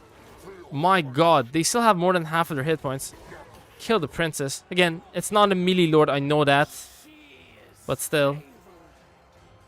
Okay, I wanna check out the Murderous Euphoria. I think they can hold their ground at least for a little while against the Sword Masters of Hoeth. These guys, like, I would love it if these Sword Masters of Hoeth were what is their name? Sparring champions. Because in the lore, they're supposed to be extremely elite units. You know? Okay, we are in the second stage. I want to see what the weekend imbuement is. Jesus Christ, the Slangers actually killed her. With more than half their hit points left. Please don't die, please don't die, please don't die, please don't die, please don't run away. The weekend imbuement. Oh, nice. So essentially, 25% less base weapon damage and arm piercing weapon damage. Dude, that's so cool. Wait, can you shoot while moving? Nah. Oh my god, this is weakening them big times, man. 10 less weapon strength? Hell yes, dude. Oh, we have the Chala. I wonder if she has any collision damage. She barely has that much mass. That's army losses. Nah, man, this... Fuck me. Devotees of Slanesh, although they were already weakened from the champions of Slanesh, they did hold the line really nicely, even though they were with essentially crappiest unit in our roster. Dude, I love it. It's good. It's freaking good. I was doubting the Devotees of Slanesh, the both variants of them. Well, the crossbow variant a little bit less. Before like when they were introduced, right? I was like, what the fuck? Why are they giving us like Dark Elves? But yeah, it's essentially two different units. They're unique. One has a crossbow, 20% physical resistance, 25% missile resistance. Not having a shield seems okay here. Yeah, one has a crossbow, one has a murderous euphoria, and the weekend imbuement is actually negative 25% weapon strength, so negative 25 armor piercing, negative 25 base weapon damage reduction for all of the enemies they hit for 10 seconds. That's actually very good. On top of increasing their own base weapon strength and armor piercing weapon strength by 25% and additional 8 leadership, which is going to give them a lot more staying power and a lot more damage. And also reduces the damage the enemy can do. So, man, this is such a great combination ability. I love it. It's really good. Did we have this before? I don't think so. I don't think any of the Slanesh units have it. Damn, why am I glazing the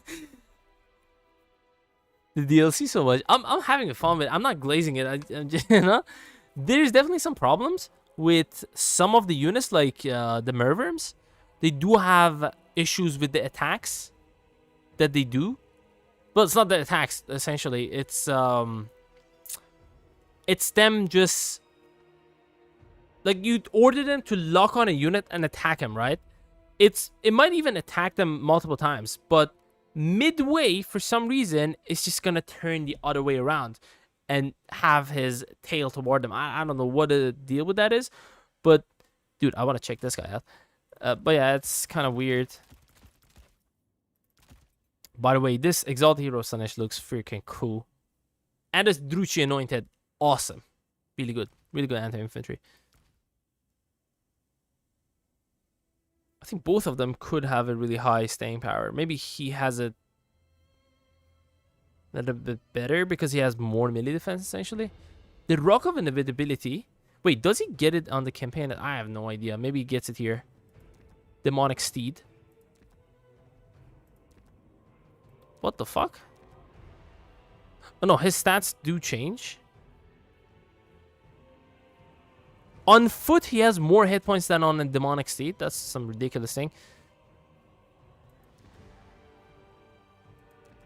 Dude, this is weird. On foot, he only has 42 melee attack, 35 melee defense. When you put it on a horse, 20 more melee defense, 13 more melee attack, but less charge bonus? Brother, what? Yeah, usually when you put your units on like steeds or I don't know, basic horses, like chaos steeds, basic horses, or like high elven steeds, their stats usually get reduced, like their melee attack, melee defense. I don't know what is the deal with this guy. So on foot, he's anti-infantry armor piercing unit. So 160 base weapon, 290 armor piercing weapon damage. On a horse, he loses some of that AP, 300 base, 150 armor piercing. On a demonic steed, he can get 150, 300. Same amount as when he's on foot. Glamour of Slanesh, -5 melee attack for nearby enemies. He also gets... Okay, he doesn't get his melee attack increase on either one of these. But hit point increased. Okay, I mean, his points of this guy is actually a little bit low. There's obviously probably traits, as in skill points, that allow you to increase your hit points a little bit. Yeah, 30 more melee defense, 55 more speed, and 30 charge bonus. Nice. Soul Stealer as a bounce spell. Hysterical Frenzy as a bounce spell. 1 use, 2 uses of Lash of Slanesh. He also gets a Murderous Mastery. When he gets more than 40 kills for 120 seconds, this is a one-time use ability. It's going to get activated by itself, by the way. Like how the Dark Elves have the Murderous Mastery and then the Murderous Prowess, which is the upgraded version of Murderous Mastery. Actually, Murderous Prowess is the lower version. Murderous Mastery is the upgraded version. So he gets further 15% melee attack, charge bonus, and 8 more leadership. Yeah, more than 40 kills. Causes fear, encourages, obviously every hero does that. Oh, on his own, he also has Devastating Flanker anyways. Devastating Flanker, Immune Psychology, Strider, Hide, Encourage, Causing Fear. But on a Demonic Steed, he also has all of these. Wait, this guy causes terror, no? No, he causes fear. Yeah, because if he caused fear... If he caused terror, then anyone on the Demonic Steed should have caused terror as well. That would have been unbalanced as hell, not gonna lie. Oh, he does have mounts. Styre Car. Steed of Slanesh, or the Demonic Steed, which is the Snake Steed. Yeah, let me actually check him out. Guys, by the way, I think this is the last battle. I have to end the stream after this. My back is starting to hurt. But do we know our Dark Elves getting those units too? I can check it in the battlefield. I don't know if someone like Morathi can get it, because Morathi already has Demonettes and I think Exalted Demonettes as well. I'm not sure if she can get access to those guys.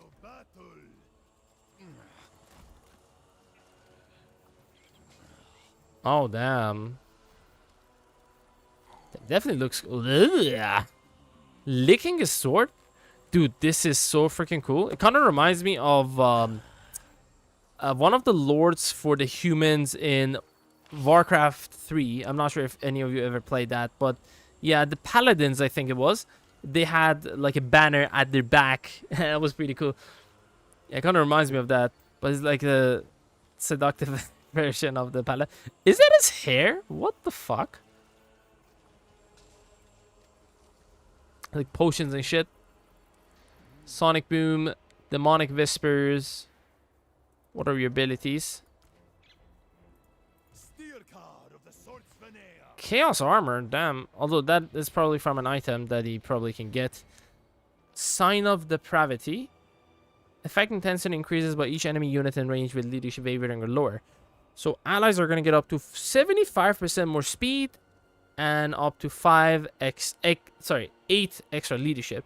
And enemies are going to get their speed reduced by 75% and melee defense reduced by 16. Up to 16. So there could be like 10 enemy units. 6 of them are running away, let's say. You're going to reduce the stats of the ones that are running away and also the ones that are still in melee combat. So they are absolutely screwed. Negative 16 melee defense? Dude. You can... Let's actually find a unit that has... Yeah, negative 16 melee defense on a Swordmaster of Hoeth is going to turn this guy into a lesser version of a Spearman in terms of melee defense, at least. Let me actually check this guy out. Ooh. Oh, he does have a shield. Oh my god. Oh my god, he has a mutated hand at his right side. It's like a Nakari's fangs, I guess. Although these are not fangs, are they? What do you call these?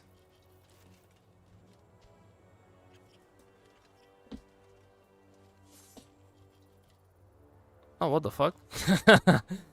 He has a whip and shield, and he does. Okay, how can I zoom in on his face?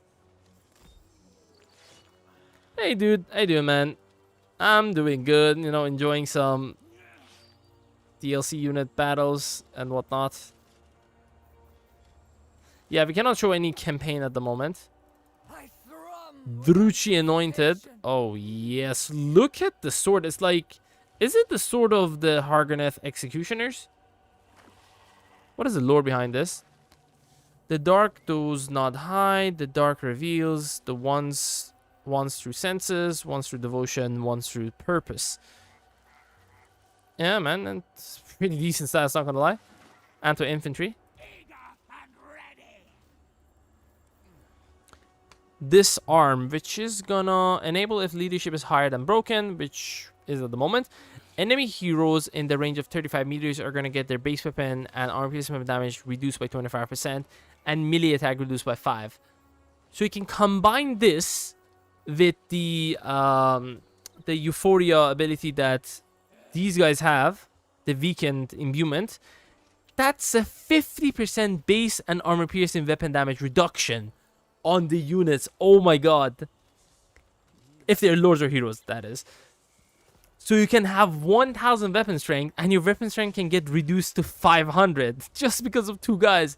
And I'm not sure if there's any spells for Slaanesh that like reduces the weapon strength even further.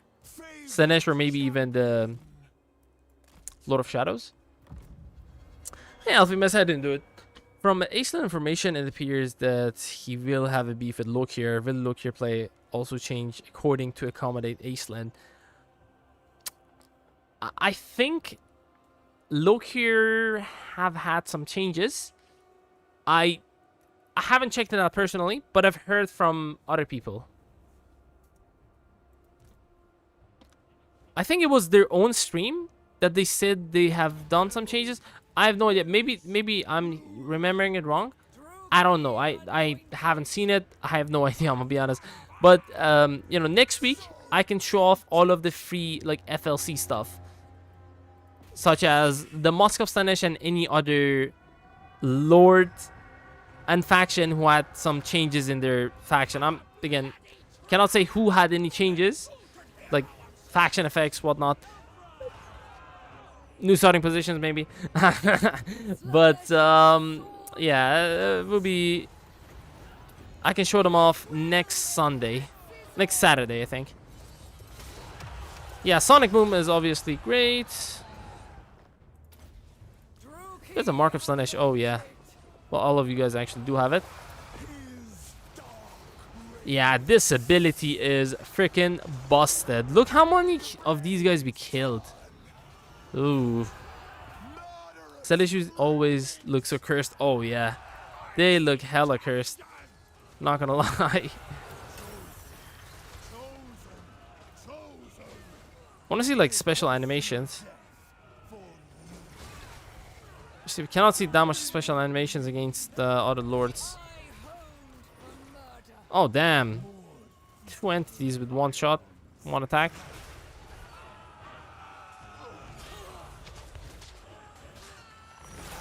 Oh my god. Did they die? Some of them died. No, none of them died, actually.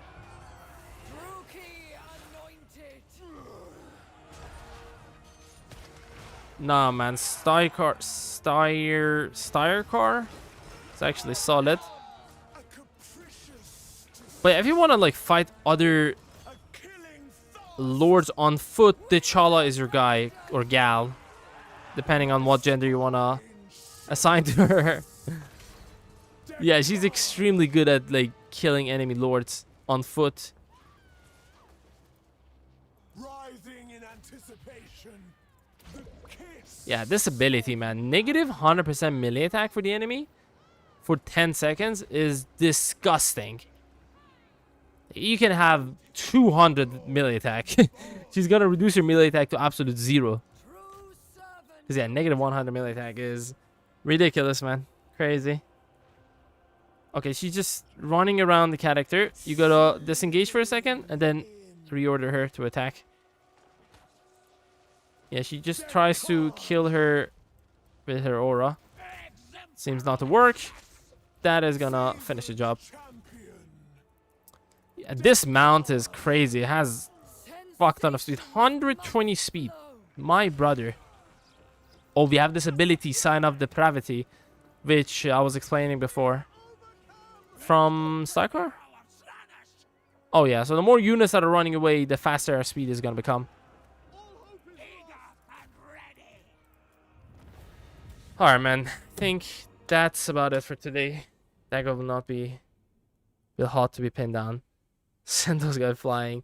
It's, all of them are actually pretty cool. I like him. You know, he's the legendary hero. These two are basically heroes. So, I'm gonna be honest, when we can actually show off the free stuff, I have something that I'm very mad about the High Elves. It's not about the units. It's about one of the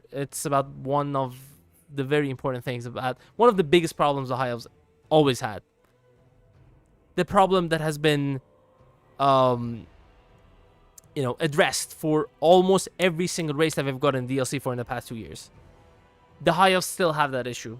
Again, I cannot talk about it until 22nd of November, which is when the embargoes are gonna drop for FLC stuff, not the DLC stuff. So we cannot show any DLC stuff. So I can play the Musk of Slanesh, which is her. Didn't show her off. Well, again, it's not a her. So he, her. So many of the Slanesh units don't have a specified gender. Whatever, I don't give a fuck. Just gonna call it her. Or it. Doesn't matter. Yeah, she's, we can show her campaign and her mechanics. And any other faction other than the DLC ones, the 3 DLC ones. So Sail, the Chala, and Aislan. So yeah, you can show off any other faction. Factions could have... I'm not saying there is any faction that has gotten... Actually, they have mentioned that Tyrion and Teclis are getting some goodies. But, you can show those off. Again, whatever I'm saying about like Tyrion and Teclis getting new things, it was from the video. I'm not revealing something. So, that's definitely not... You can show Teclis. On 22nd of August, I can. Right now, I cannot. But I can show Teclis on the battlefield. That's about it, though.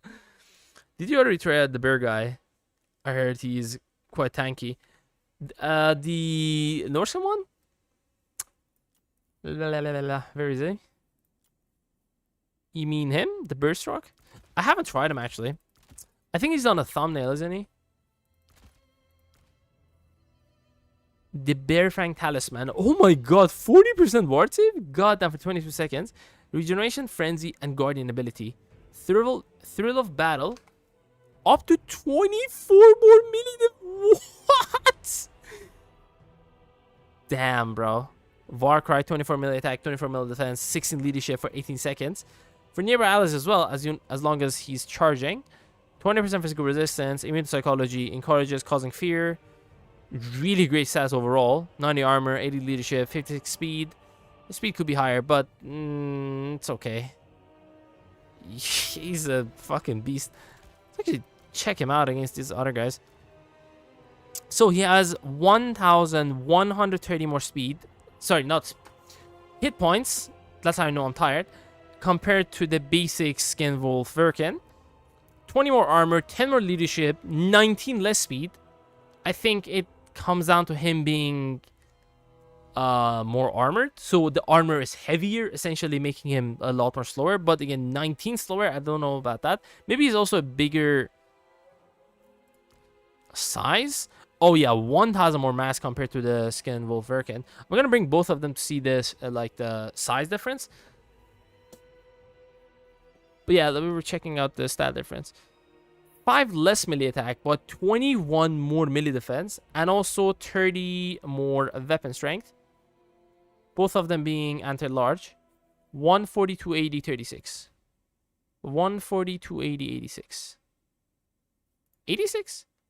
36. Damn, he has less bonus with large. And also less armor piercing weapon damage. 50 less armor piercing weapon damage, but around 80 more base weapon damage. Ugh, I don't know about that. I mean, he's definitely tankier. Both of these guys have Frenzy and Regeneration. He does have the Ruinous Flesh. He could also have the other ability, like the melee attack one for nearby allies and something else. I don't know what it is. But yeah, like Vanguard Deployment. He doesn't have Vanguard Deployment. That kind of sucks. Yeah, he probably obviously has like unique skills as well. I haven't, again, checked them out. I haven't played that much campaign, I'm gonna be honest. But yeah, I played a little bit of Acelin. But again, that particular thing that I was really pissed off about just prevent me from playing him more. I'm a high elf enjoyer, so, you know, I really value that one thing that I'm gonna talk about in a week, in 6 days. Let's see how big he is, because he has 1,000 more mass compared to the Skin Wolf Verkin.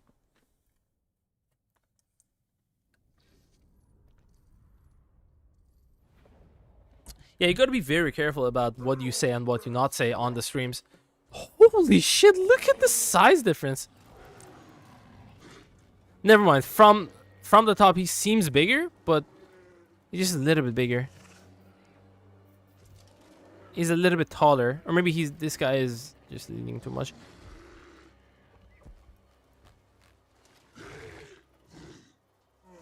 Am I tripping? Or is he hold on. Let's put them on a level ground. Maybe it's because of his hair that he seems a little bit taller. Maybe he's leaning in too much, this guy. Oh, come on, man. Stand up.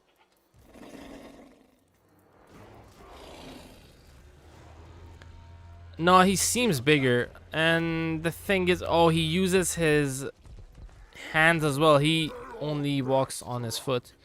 Ugh. Yeah, he's definitely bulkier. And also, he does have his hair like a Norskin Marauder, kind of. But even, like, chattier, I guess. Let's see how much damage each one of them is going to take. One is fighting one of these guys. He's gonna fight these guys. He does have the ward save. Come on, man. He's obviously gonna perform a lot more better. Are they even trying to damage me? Wait, do you have... Oh my god. Please tell me he has collision damage.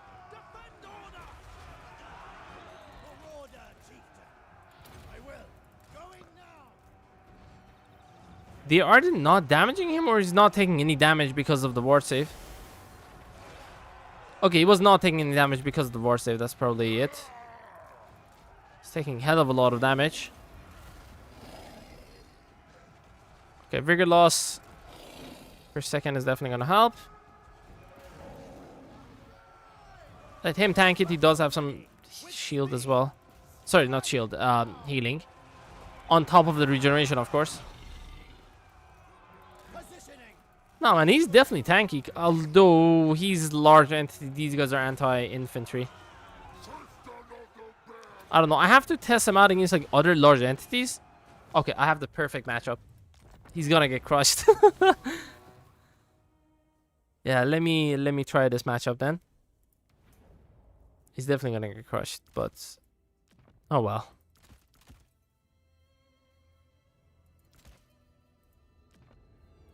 Costs a little bit less, but I don't know.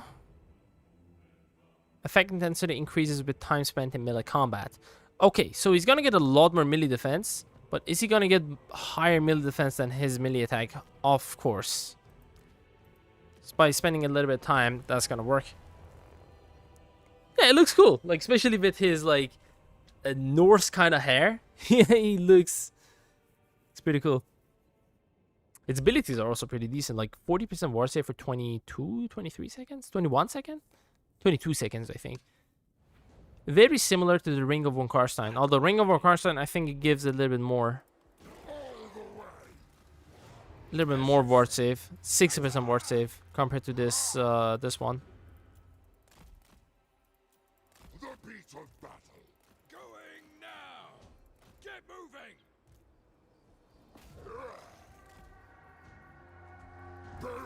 Can he defeat a Merworm? Probably not, but we will see. Both of them have regeneration. He does have the potion of toughness, though. The thing is, Merworm does have more than double his hit points. 1260. Yeah, more than double his hit points. Does have the ward save. Okay, he doesn't have it anymore. Okay, do some replenishment. Maybe with the replenishment we can actually kill him. Yeah, fucking Merworm has a huge health pool.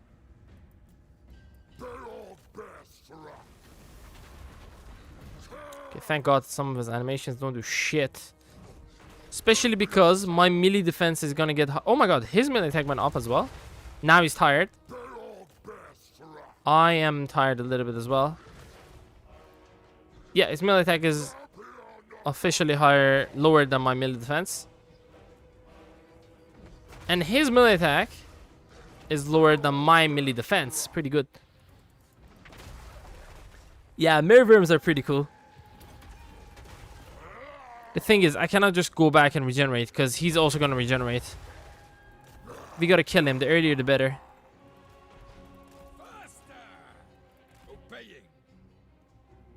Okay, zigzag.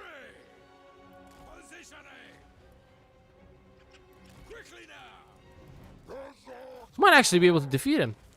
Especially if I activate that right before he hits us again. There we go, there we go, there we go. Stacks are barely doing nothing. Because yeah, his melee attack is now lower than my melee defense. And my melee attack is higher than his melee defense. So the chance of me hitting him is really high. The chance of he hitting me is really low. Unless we get army loss because our idiot lord is taking a hell of a lot of damage. Having a really hard time damaging me. Oh my God.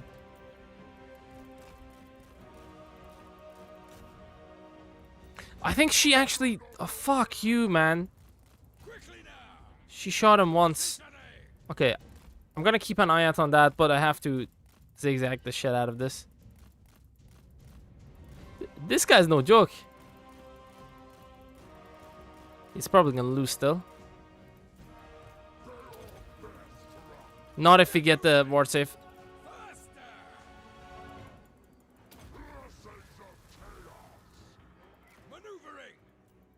Okay, I'm gonna reach my hit point cap. He's not gonna reach it anytime soon. No, no, no, no, no, no, no, no, no, don't fucking run away, you bastard.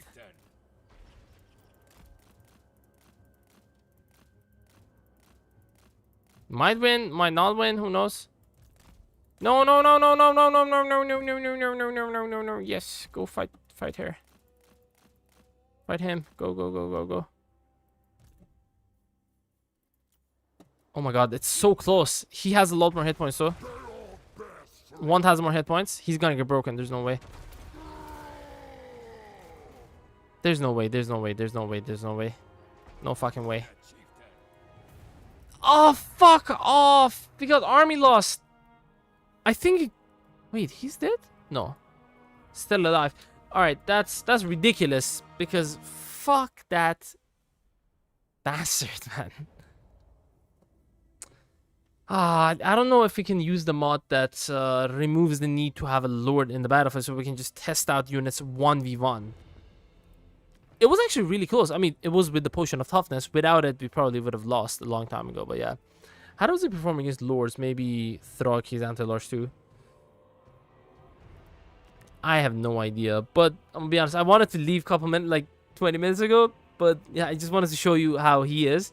He definitely did perform really well. I'm definitely surprised, but you gotta consider the fact that Merworm doesn't stay in melee combat. He disengages for no reason. Who knows? But, you know, might not even make a video on it, because Merworms are actually really decent looking unit. They have a lot of, you know, unique animations and stuff. And they even have sync animations with some other unit types, like the Giants. Which is very interesting. And yeah, they look very decent. And do pretty well, usually. But, you know, when they start to act up, then that's going to start to get annoying. But yeah, Anyways, guys, hope you guys enjoyed this, and I will see you guys later. Let me see if anyone else is streaming some Warhammer 3 at the moment. Maybe Mercy the Mad. I'm not sure if Mercy is streaming at the moment, but if he is, we're gonna give him a host.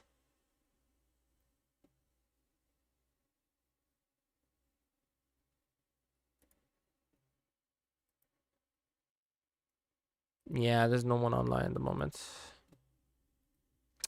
Alright, guys, have a good one, and I will probably see you tomorrow. Bye-bye. I'm not sure what we're going to do tomorrow with the battles, but we can probably can message another content creator. We can make some head-to-head content. I'm not really good in multiplayer, but, you know, because I only play single player. I'm extremely good at single player. Multiplayer, I can still win battles, right? But I'm not going to win everything. So, you know, that's how it usually goes. But yeah, no problem, dude. Have a good one. See you guys later. And if you haven't already, like the stream and also subscribe and turn on the notification bell so you can get notified whenever I post a video, start a live stream, post a short, whatever. And also the link of the Discord is in the description if you want to join there.